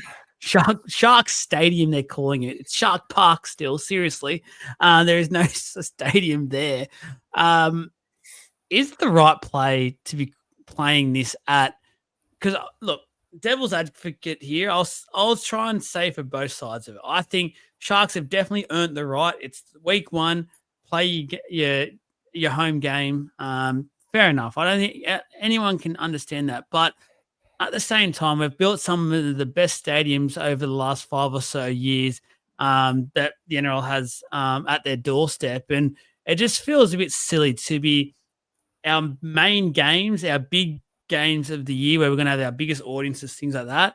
And we're going to be showing him Shark Park. It's a construction site still. There is literally like cranes up. It's not even toilet blocks set up. It just seems a little bit crazy where I know they'll say it's the Roosters home ground. We don't want to give them an advantage, but it's Allianz Stadium. It's the best stadium in New South Wales. And it just feels like it should probably be used for these big games, and to shut out a lot of fans, I don't like really, but like I said, I can see both arguments. I'm keen to hear what you both have to say about this one. Savs, what are you thinking when it comes to this home ground advantage and how the Sharks have played it?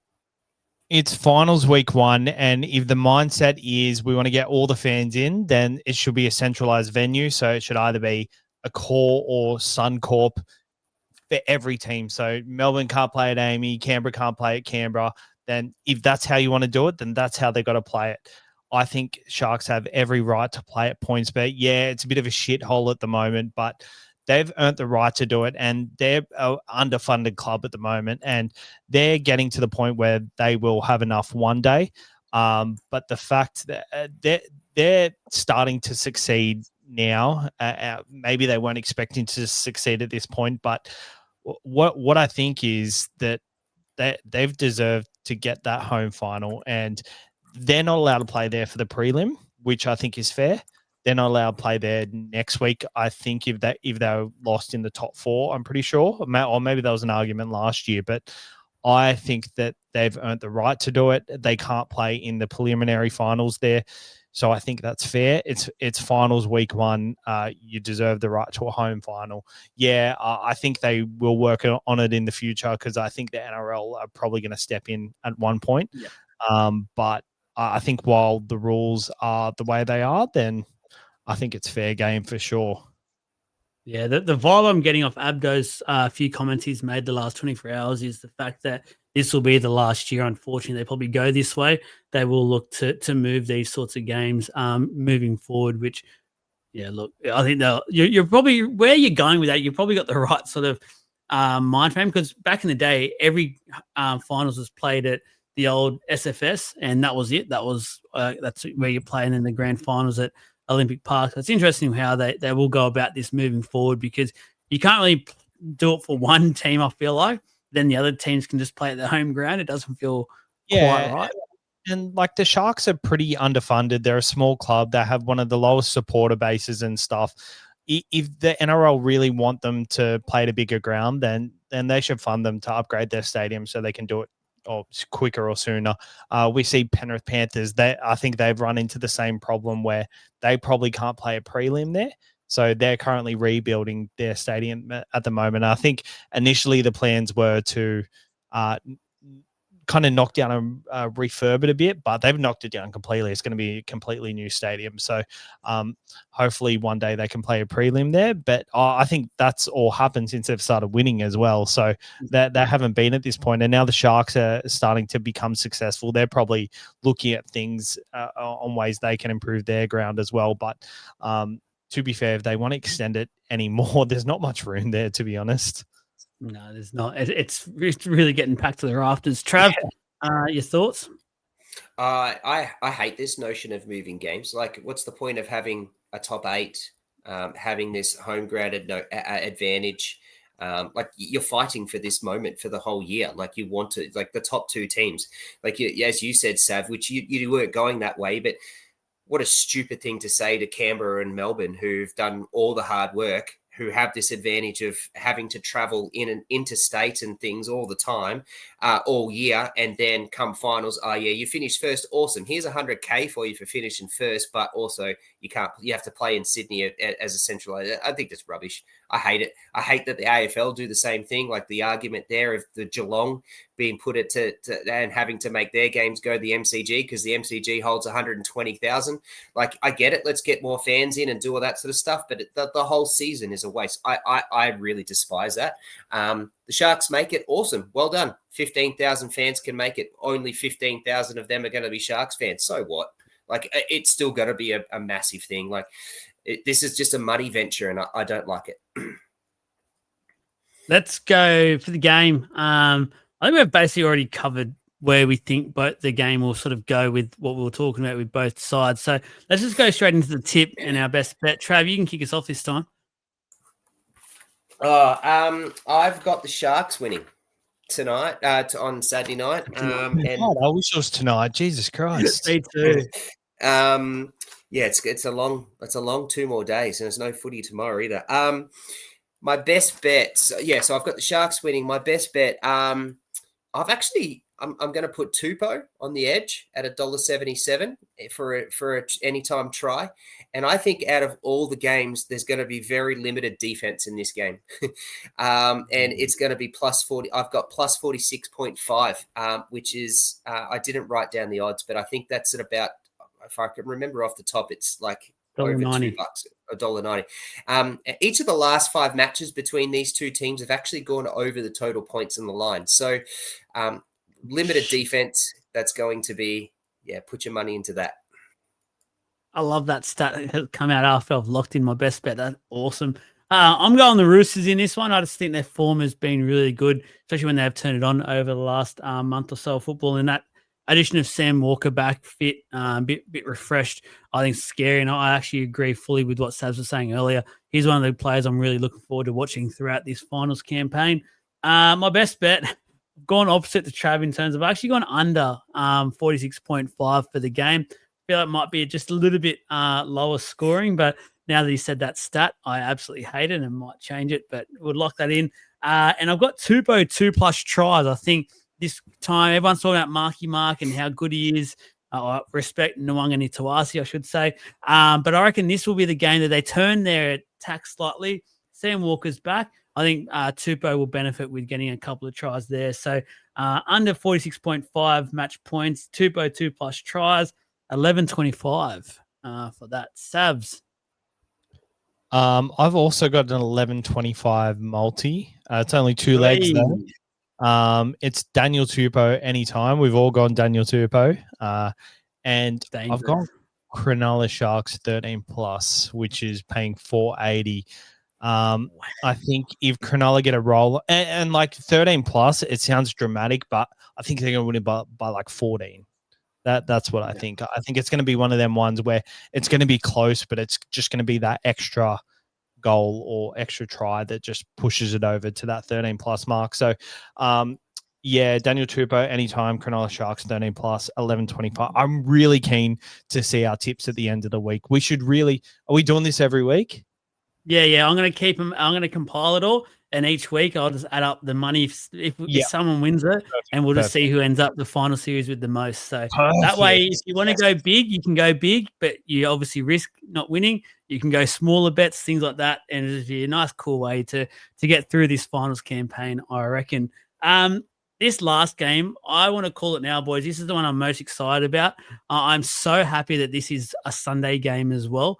I want to there is so much talking points when it comes to both of these sides and where they're at.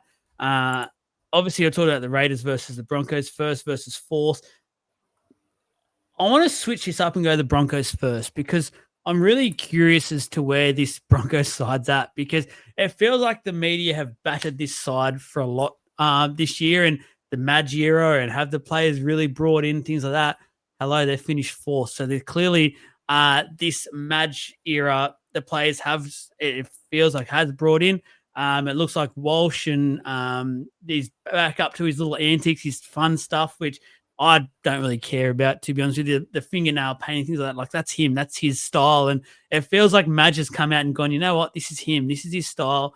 We're going to just obviously get the work done, but you're doing things with like your daughter, things like that. That's just Reece Walsh. That's what he goes about his day to do. But the culture shift that needed to happen at this club, it has happened. It looks like they're just a proper rugby league team now. They're the team that going into the start of last year, many predicted were going to win the comp just off what they did against Penrith in that grand final for 60 odd minutes. Last year was last year. This year, though, they've had so many games, and I did it like the top 5 list. They've got so many players at the moment that are in that top 5 players in their respective positions so far that they are a really dangerous football side in this campaign. I think you cannot be sleeping on this side. I think there'll be plenty out there that look at the obvious, like the Raiders, the Storm, Penrith. I'm telling you now, the more I think about this, the more I'm starting to think that the Brisbane Broncos could be onto something really special this year, Savs. Yeah, so when the Warriors were losing to Parramatta a couple of Fridays ago, I put money on the Sharks and the Broncos to win the competition at $26. Both of them were at. Because I knew the Warriors were going to lose that game after how Parramatta came out. And the Broncos, all they needed to do was win the game to get into the 4. And then they beat Melbourne last week, which has even justified it even further. They've come into like $8 now or something. I think they're the favorites for the comp. I did my power rankings yesterday, and they were my number 1 team. I think they've got no questions about their side. The only question for me is Ben Hunt, Adam Reynolds. How does that work when Reynolds comes back? If Mam comes back, what's the go there? I think that's going to be a bit awkward, but they're really good players coming back into a side. Like, how is that a problem? Like, that shouldn't be a problem, but it is. They've got so many top class players, and their forward pack can definitely match up with Canberra, who have the best forward pack coming into this final series, and their backs match up with the best backs that are in this final series as well. The only thing they have questions over is do they have enough strike in their wingers and enough yardage in their wingers and fullbacks? I think that's where a team like Penrith can really suffocate them and potentially suffocate them out of the game. But if they just get on a roll, they're going to be a problem in this final series. And I don't think they actually land on Penrith's side of the finals until the grand final, if that happens.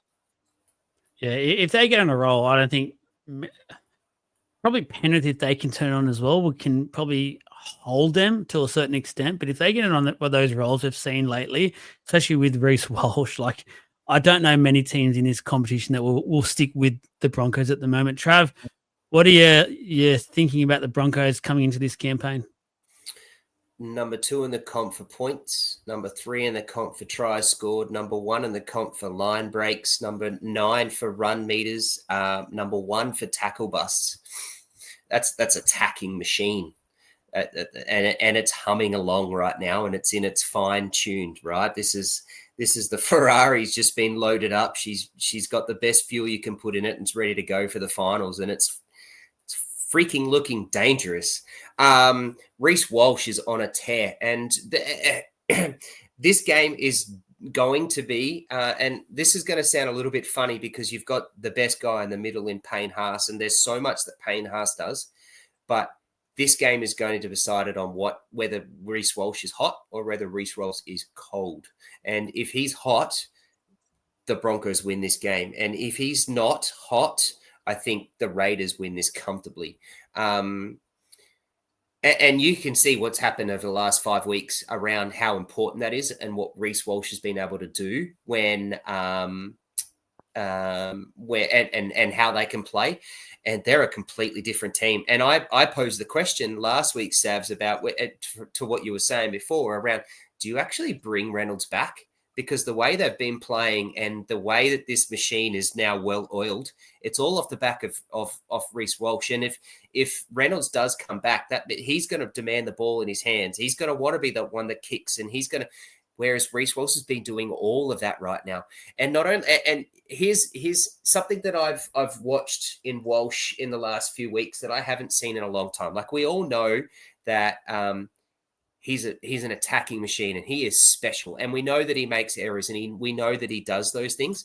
But there's been effort plays that I've watched Reece Walsh do the last few weeks that I'm just like, that's not been you. You've not done those effort things. Like the amount of times he's been kicking and he's the one tackling off his own kick chase.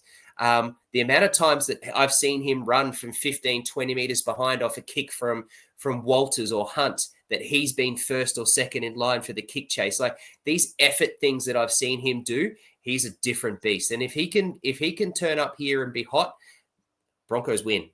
It's off the back of him. He's a freak. Yeah, we're privileged to be able to watch him at the moment. 100% agree. And I've kind of this is a bad comparison, but I played in Oztag teams where I've been the best player in the Oztag team, and I've gone to Oztag teams, or like a very bad Oztag team, so it wasn't very hard to be the best player. Div 5, Div 6, but yeah.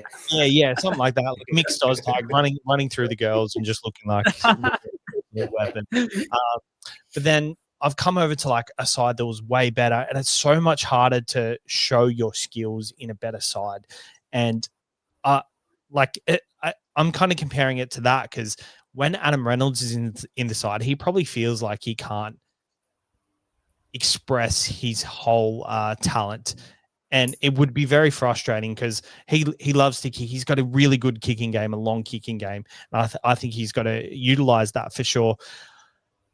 I think the way to solve this is Ben Hunt is such a leader in this side, and I think he plays this role perfectly. I think Reynolds kind of has to be there. There's two ways you can go about it. I like Adam Reynolds potentially at number 6, just playing like a second foil and being there for the kicking game, but not calling the shots. Let Ben Hunt call the shots and let Reece Walsh call the shots. He's just there in his corridor, just doing his job. Or you could bring him off the bench and look at Jack Cogger in the grand final in 2023, what he did for Nathan Cleary. I think there's a potential avenue to use Adam Reynolds, because obviously Reece Walsh is going to be that guy that is the obvious target for every side. And if it's not working for Reece Walsh, bring on Adam Reynolds and bring him on as a point of difference to change up the attack. And maybe that's a way to go about it, because that makes them so much more dangerous if someone does shut down Reece Walsh, because it's bound to happen. We're bound to have a game in this final series where Reece Walsh isn't at his attacking best. He's been feeding on the bottom 8 sides the last couple of weeks. Yeah, they did really well against Melbourne, and he absolutely dominated Melbourne. But there's going to be a tactic to disturb him, and Adam Reynolds being on the bench, coming on and potentially disrupting an opposition game plan could be the way to go. I don't mind that at all. I just think it really rams home just how big this decision is for Maguire next week, or if it's the weekend after, depending on the result this week. But I would not want to be in his shoes, because it is a huge call how he plays this, because they've been fantastic. But I think we've also Reynolds in big games in his career so far, that kicking game alone has got his team on the front foot and got his team home more often than not. Like, I think we all, because he has been out for a while and Walsh has stepped up so well, we also forget just how good Reynolds' boot is. And when he's fit, he's easily got the top 3 kicking games in the competition. And in finals, you hear Johns, you hear Matty Johns, you hear Thurston, Cronk, they all talk about it. If you don't have a good kicking game, you won't do anything in the finals. And the Broncos have that, but with a couple of players now. So it's a luxury position to be in. It's just become a real headache all of a sudden, which I think any of us predicted at the start of the year. We didn't think it would be this sort of question marks, but you'd rather be in this position than not be in this position. That's one thing that makes this Broncos side so much more dangerous, which when we go into the actual matchup of this game itself, there's so many storylines in it. There's so many ways it can go, and the halfbacks especially are very key to this in a weird way, which I hopefully can explain to you guys. But for the Raiders, I just want to quickly go on the Raiders, and that's the season they've had. I don't think they're getting the respect they deserve from this season. I think they have been absolutely sensational this year, and they got the forward pack. You hear all the ex-players talk about how important winning big games is via having the right forward pack. They've got that hands down, in my opinion. It's the best pack in the final series. They've got it from prop, edges, lock. They've got it. They've got silky, smooth backline. They've got speed to burn. Weeks has found form. He's found a natural home there at fullback. Starling's been fantastic at dummy half. picks his moments perfectly. Like, it's really hard to find a chink in this Raiders outfit at the moment, Trav, and I'm just really struggling to see really many weak moments, many weak parts in this side, and the fact that they've just been clinical throughout the entire year. I know, unfortunately, they've got the 50-point curse now, but it's a hard one because that was their reserve grade side. Basically, they all come back, and I think just being another little added thing where their coach, and this is the main point of this whole conversation with the Raiders, they've got Ricky Bloody Stewart.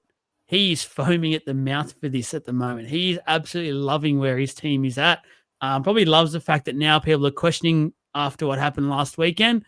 This just suits Ricky Stewart and the Raiders down to a T. Yeah. You're not as big on him. No, no, I am. I'm trying to find a way to answer what you're saying and combat it, and I can't. Other than there is a few sort of statistics and a few bits and pieces I've been able to sort of pluck. But to be fair, I'm sort of plucking things to for the sake of trying to find kinks. But yeah, I guess pressure and inexperience is going to be a big thing for this team. You've got Fogarty, yeah, he's 31, he's a gun, but he hasn't had any of these types of moments. You know, you've got the only one really on that list that's had moments of big games is Papali'i. Like, this is a young team, right? And they're at home, but this is a different kettle of fish. And everyone wrote them off this year. Like, no one, I mean, they were favourites to finish on the bottom. But to be fair, if no one with any half a brain would have said the Raiders were going to finish on the bottom of the ladder, other than the bookies, we all knew they were going to be better than bottom, but no one had them where they were. So this is all a big surprise. I think, and I also believe that you've got to have a success but lose before you can sort of win anything. And I think this final series is going to be that sort of, unfortunately, the Raiders are going to, just off that inexperience, but beware of what they're going to do next year and beyond. Like, that's scary. Their weakness, I think, is both their wingers. And Tamale back is good, but he's so inexperienced, and he's a rookie basically, and he's been off for a long part of the year. Stewart on the other edge, like he's been okay. He's not been bad, but he's not their first or second choice. Their right edge is a big concern. They've conceded 7 more tries down that side compared to their left. I think that's a problem. But yeah, like, I'm really only plucking at being able to say it's the inexperience and the moments for them. And yeah, like as you said, they've got Sticky Ricky, man. Like, he's a pretty bloody good coach. He's an angry one, but he's a pretty bloody good coach. And yeah, he's an emotional one. I think that's the better word. He's been very emotional this year, and I actually love seeing it. Savs, where are you at with the Raiders? Yeah, I don't see any weaknesses, but it feels like they don't have enough to push for that grand final, to be honest. And win a comp. Jamal Fogarty missed that goal against Penrith a couple of weeks ago. I think in a grand final, that's going to cost them. And I think they've had these moments against good teams, against Melbourne, the KO Weeks try, the Ethan Strange try, the KO Weeks try against Melbourne, the KO Weeks try against Penrith. They've the last minute try against the Sharks, Seb Chris, Hudson Young, offload earlier in the season. I think they've had a lot of these moments that have just been pure luck, and they've played their grand final every single week, and all these other teams have come up against them, kind of probably underestimating them to some extent. But this is finals footy, and I feel like they're gonna learn what finals footy is about. I think they deserve to be favourites, because I heard Cameron Smith say once that in finals footy, your habits from rounds 1 to 27 come out. So if you've had any games where you just lose focus or whatever, that'll come out in games, but they haven't done that all year. So that's the part of them that makes me think they're the most consistent side all season. Are they just not going to slip up in this final series because that's what they've been trained to do? Whereas all these other sides, they're pretty much relying on other sides to fall over so they can Stephen Bradbury it pretty much. but with being a good footy side. I think they're a really good footy side. Can I challenge that, Savs? And I'm not arguing at all. I don't want this. It's not being an argument, but I want to challenge something here. I want 2 hours and we've all been getting along. But I want to challenge something. So, how you were talking around consistency, one thing that I've said about the Raiders, and I've said it a fair bit, and I've seen a few people, but I feel like not enough, is their inconsistency in games and their moments of breaking teams apart in 20 minutes. You know that they've scored 154 points more in their second halves compared to 26 in their first halves. Like it's they've scored way more in their second halves, and their inconsistent first halves and their inconsistent play over the year. I think from what you just said before about what Cam Smith was saying about what was it? You find your faults in finals. Is that what you said just before? Yeah, the quote is like, how you play from round 1 to 27 is, I'll get the quote up because I quoted it on my Instagram once. I'll get it up. So the Raiders have outscored teams. The Raiders have outscored teams by 154 points in their second half. That's enormous. That's massive. And actually, when you break it down, most of that has come in very short bursts, right? Where they've just blown teams off with, and all of those moments you just said about those freaky luck moments, when have they come? Very late in second halves. Like, so this is what it's like, and that inconsistency that I don't like about the Raiders. And as much as I love the Raiders, and I'm raving about them and have for the year, and as I said to you before, I'm plucking things out to try and find. I actually think that the other side of it, and I've sort of talked myself into this, is the other side of that. I think that's going to be a problem for the Raiders is their inconsistency and inability to play that full 80 minutes that you have to do in finals time to win. That's also very true. Look at Penrith first half. Like, Penrith dominated that first half against Canberra. Then they came back in the second half. Maybe they just don't. Yeah, like maybe one team will play 80 minutes against them and they won't have a chance to have these brilliant second halves. But I think throughout the year, like I feel like they're not going to make the grand final. I feel like they might drop out in a preliminary. They're going to win a finals game, I think. But what I think is their whole year has been built on effort, and that's what's going to come up in the final series for them. Well, they're very much built around their gameplay is very similar to the way the Raiders want to play. Oh, sorry, not the Raiders. They are the bloody Raiders. The way the Panthers play, right? It's field position. It's bury you in their half, wait until those last moments in the second half come, where they then can now you've made that error.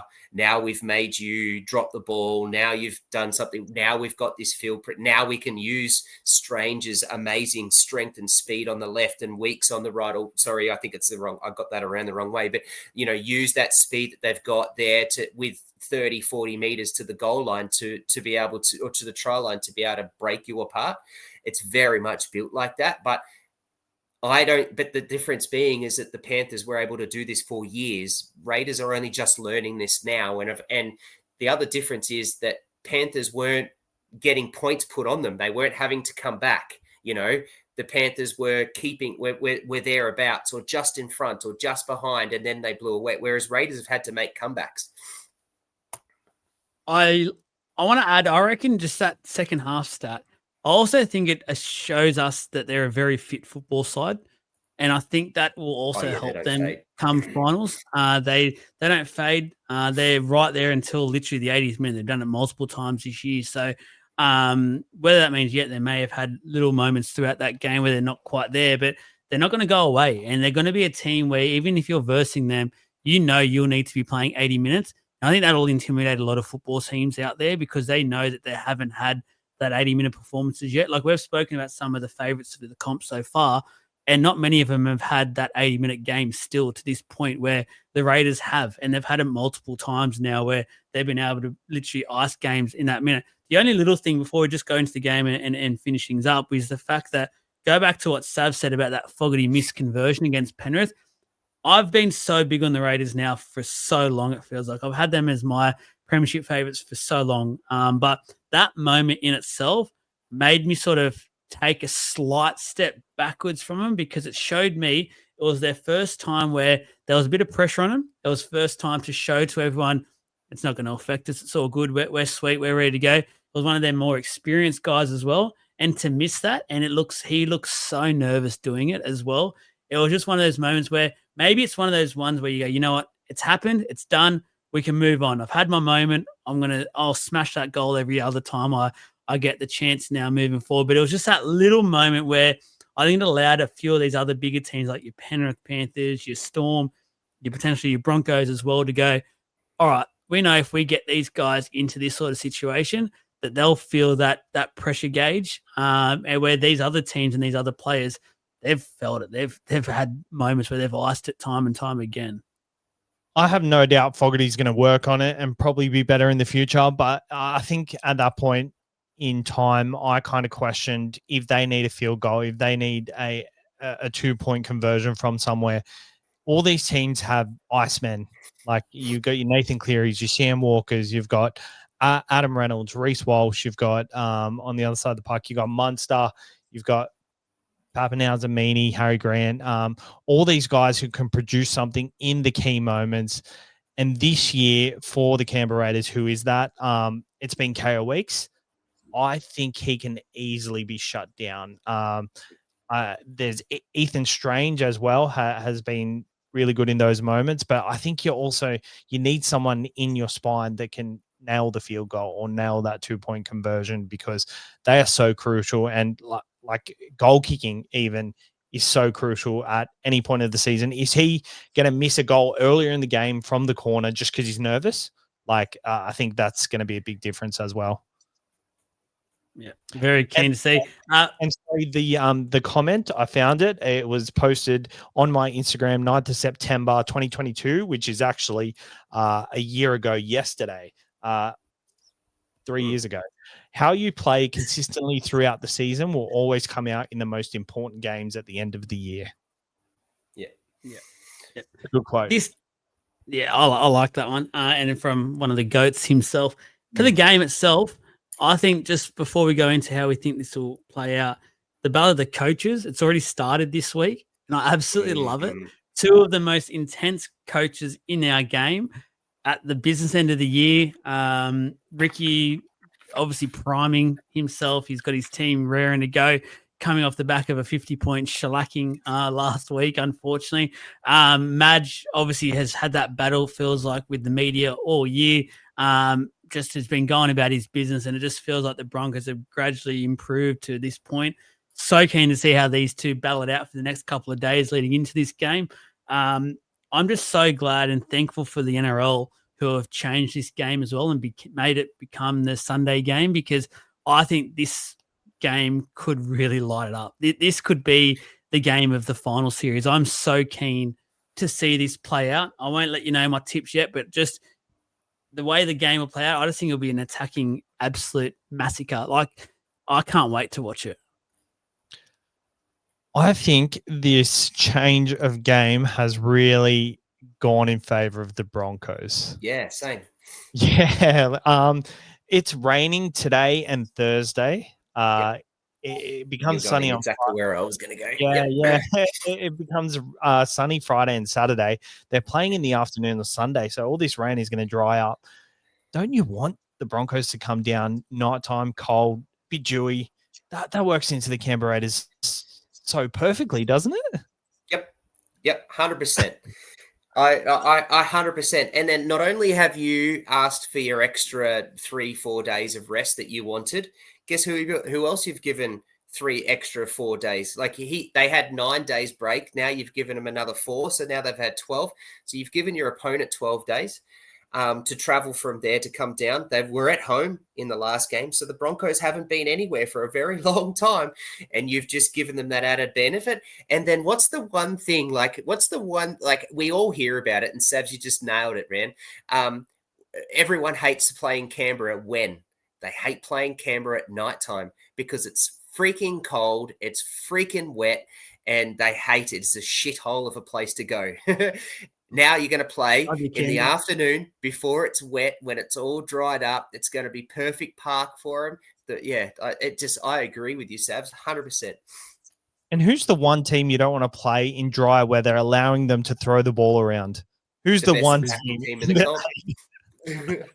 And the shit thing is, whoever loses this game now has a short turnaround the week after. So that also isn't ideal. I probably would have prioritized this week to go, you know what, let's just go. Because they rested most of their squad. They So it feels like they rested 12. Yeah. So Whoever loses hasn't got the best prep for the week after. Who's winning this game, guys? What's our before I mentioned earlier, I just wanted to quickly talk about the halves. So Fogarty versus Hunt, I think is a really underrated battle in this game, and it's actually crucial to how this plays out. Neither, in my opinion, will probably stand out. But what they'll both do is make sure and ensure their attacking weapons and their forward packs do what they need to do. They'll be the orchestrators of whatever their teams end up doing in this game. And I think it can't be underestimated how important both Fogarty is to Canberra and Ben Hunt is to Brisbane in this game. Whoever is and they'll both probably play 7 out of 10 games. That's just what we're anticipating from it. They won't have the Reece Walsh moment or the Kyle Weeks moment, the strange get through 6 tackles and score. But they'll just make sure everyone's where they need to be, set after set after set. And that is exactly what you need come finals time. I'm just so keen to watch how both of these players go about it. Yes. Thank you. All right, tips. I couldn't. Sorry, I thought Sav was going to go. I couldn't agree with you more. It's literally going to be that. And the 2 5'8s are not actually 5'8s. Like Strange is not a 5'8. He just has the 6 jersey on him. He's like a floating runner power guy. And Billy Walters is not a 5'8. He's just a runner, floater kind of thing. And that's all he's done. He's just been able to lock it. I think Strange is way better than Billy Walters, to be fair. But this is on the back of Ben Hunt and Fogarty. And this is what I said before, like the experience of Ben Hunt in big games, like the Origin games that he's played and the finals games that he's played over what Fogarty's been able to done. I think Ben Hunt's just going to just own that position and in that competitive nature that you're sort of calling. I think it's a really good call. And we haven't even touched on the forward packs yet, which will be a massive battle in itself. But we already know that you all know that. I'm so keen to watch Payne Haas and Carrigan and co up against Papali'i, Tarpany and co. Like, it's just going to be, honestly, I can't wait. I think the Broncos are let down with Jensen. I think that's a letdown. That's a weakness. I think the Raiders got him overall pack, but I just think the way Haas and Carrigan can both go up for these levels of games almost helps even it out somewhat, just because they're both just absolute freaks and they can just go about and do it themselves. Really, I also really like Young over Piakura and Ricky. I'm not a big fan of those two, and I think Young's just going to have a field day. Yeah, Young's been priming. Hey, I've been thinking about something like for a while now. I know this sounds ridiculous, but and it's ridiculous. I'm not willing to like post it on my Instagram or anything, but like, could you ever see Payne Haas playing in the second row? Like, I know he's a great front rower, but 80 minutes on the second row, I think he would kill it. Like, you get so much taken away from you, him coming up the middle, carting through the middle. So I would never do it. The second phase play that he creates, you'd lose that from that. But yeah, but you would. But like, just think about it. If they signed like a James Fisher Harris or something, and maybe another front rower, I don't know. I just feel like he'd kill it in the second row. He's the best front rower of all time physically. Like, his resume, probably not just yet, but I don't know. I just feel like he'd kill it. Playing 80 minutes. He'd be like David Fafita on drugs. I think you need to post it. I think you need to post that one. No. Post it as a question. Post it as a question, as a poll or something. Yeah. I like where you're going at it. I wouldn't mind even if it's like a 20-minute stint in games where he gets to do it. Things like that. I just think they'll miss too much of him in the middle. He's too key to him at the moment. Well, what if he played 80 minutes a game and then played 50 of it in the middle? I don't mind that from a Supercoach point of view. What about captain every week? What about just putting him at hooker? So just pick it up and run, big fella. Go. Just no one's going to stop you, and you get 10 extra meters. Go. It'd be so he's so versatile, and his best footy and all the offloads have come from him, like running out to the edge, running at the small guys. Yeah. Like, I don't know, He's just incredibly agile for a big fella. the only reason I thought of it is because apparently one of the Wallabies guys who plays center or something is apparently bigger than Payne Haas, or like he's heavier than Payne Haas. And then I think Hello Sport were talking about it being like, is Payne Haas like, could he play center if he played rugby union? And I was just thinking about other positions he could play, and I'm like, man, he'd kill it at second row, and they need a second rower. So, but they'd also need a front row if he went to second row. 100%. All right, let's do it. Let's get in our tips and best bet. I'll get us started. I just can't go past what I've been saying so far about the Raiders. I am going the Raiders, not confidently, but I'm going the Raiders. And my best bet, just keeping this one pretty basic, nice and easy. Just going to Zach Hosking anytime try scorer. Just getting visions of him on the edge, just crashing over. $4.50 you'll get for an anytime try scorer of Hosking at the moment. So I like those odds on a single bet. Savs, what do you got? Oh, I like my bet this game. I think this is the one I'm most confident about. Broncos 1-12 and Shibasaki anytime, coming back from getting dropped from being on the drink. I think he's got a lot to owe the side. And Brisbane 1-12. I mean, I could see it being a 13 plus, but I've tipped 13 plus for every other game, so I'm not going to do that here. It's Shivers on that weaker edge of the Raiders as well. That's for anyone playing that Supercoach finals. He might be a nice little. I was just about to say, is Shibasaki on the right? He is on the right, isn't he? He's on the left. So he's going up against the right. So which is by far the weak side for the Raiders. They've 53% of their points have gone on the right. So get around that. I like it. I've got Canberra have run 7 in a row at home. So I've got a straight up head to head of that at $1.67. And I just think the ball's got to be in Reece Walsh's hands. I've got him down for one try at $2.15. Multi that. I think it's $3.20. Love it. Just quickly, guys, let's just do, before a ball is kicked off, I just want to get who you think will be the grand finalist and who you think the winner will be. So a little predictions. See, we'll go back in a month's time and see if we got it right. I can go first. I'm going to go Penrith Raiders grand final. And I'm going to go I'm just going to stick with what I've said for a while now. I'm going the Raiders to win that one, but I'll tell you, as the hours go by, if Penrith get to the grand final, I reckon they'll win it. But I'll go the Raiders. Savs? I'm going to go Brisbane play Raiders. I love that. They get back around and verse each other. I love it. Yeah, I've been saying Brisbane play Penrith all week and probably last 2 weeks, but I don't know. I just feel like Penrith, it's a lot for them to do. Be up for 4 weeks. Trav? Storm Raiders, Storm win.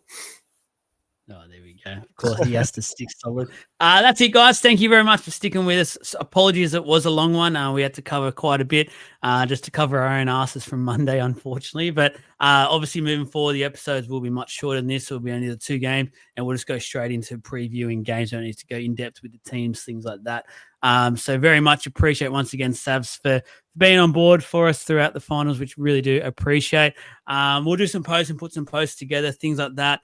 Let you know all the best bets, stuff like that, our tips, everything there. So keep an eye on the socials, keep an eye on the SC experience as well. Go and make sure you give Savs a follow. If you haven't already, you must be living under a rock because it's a fantastic page.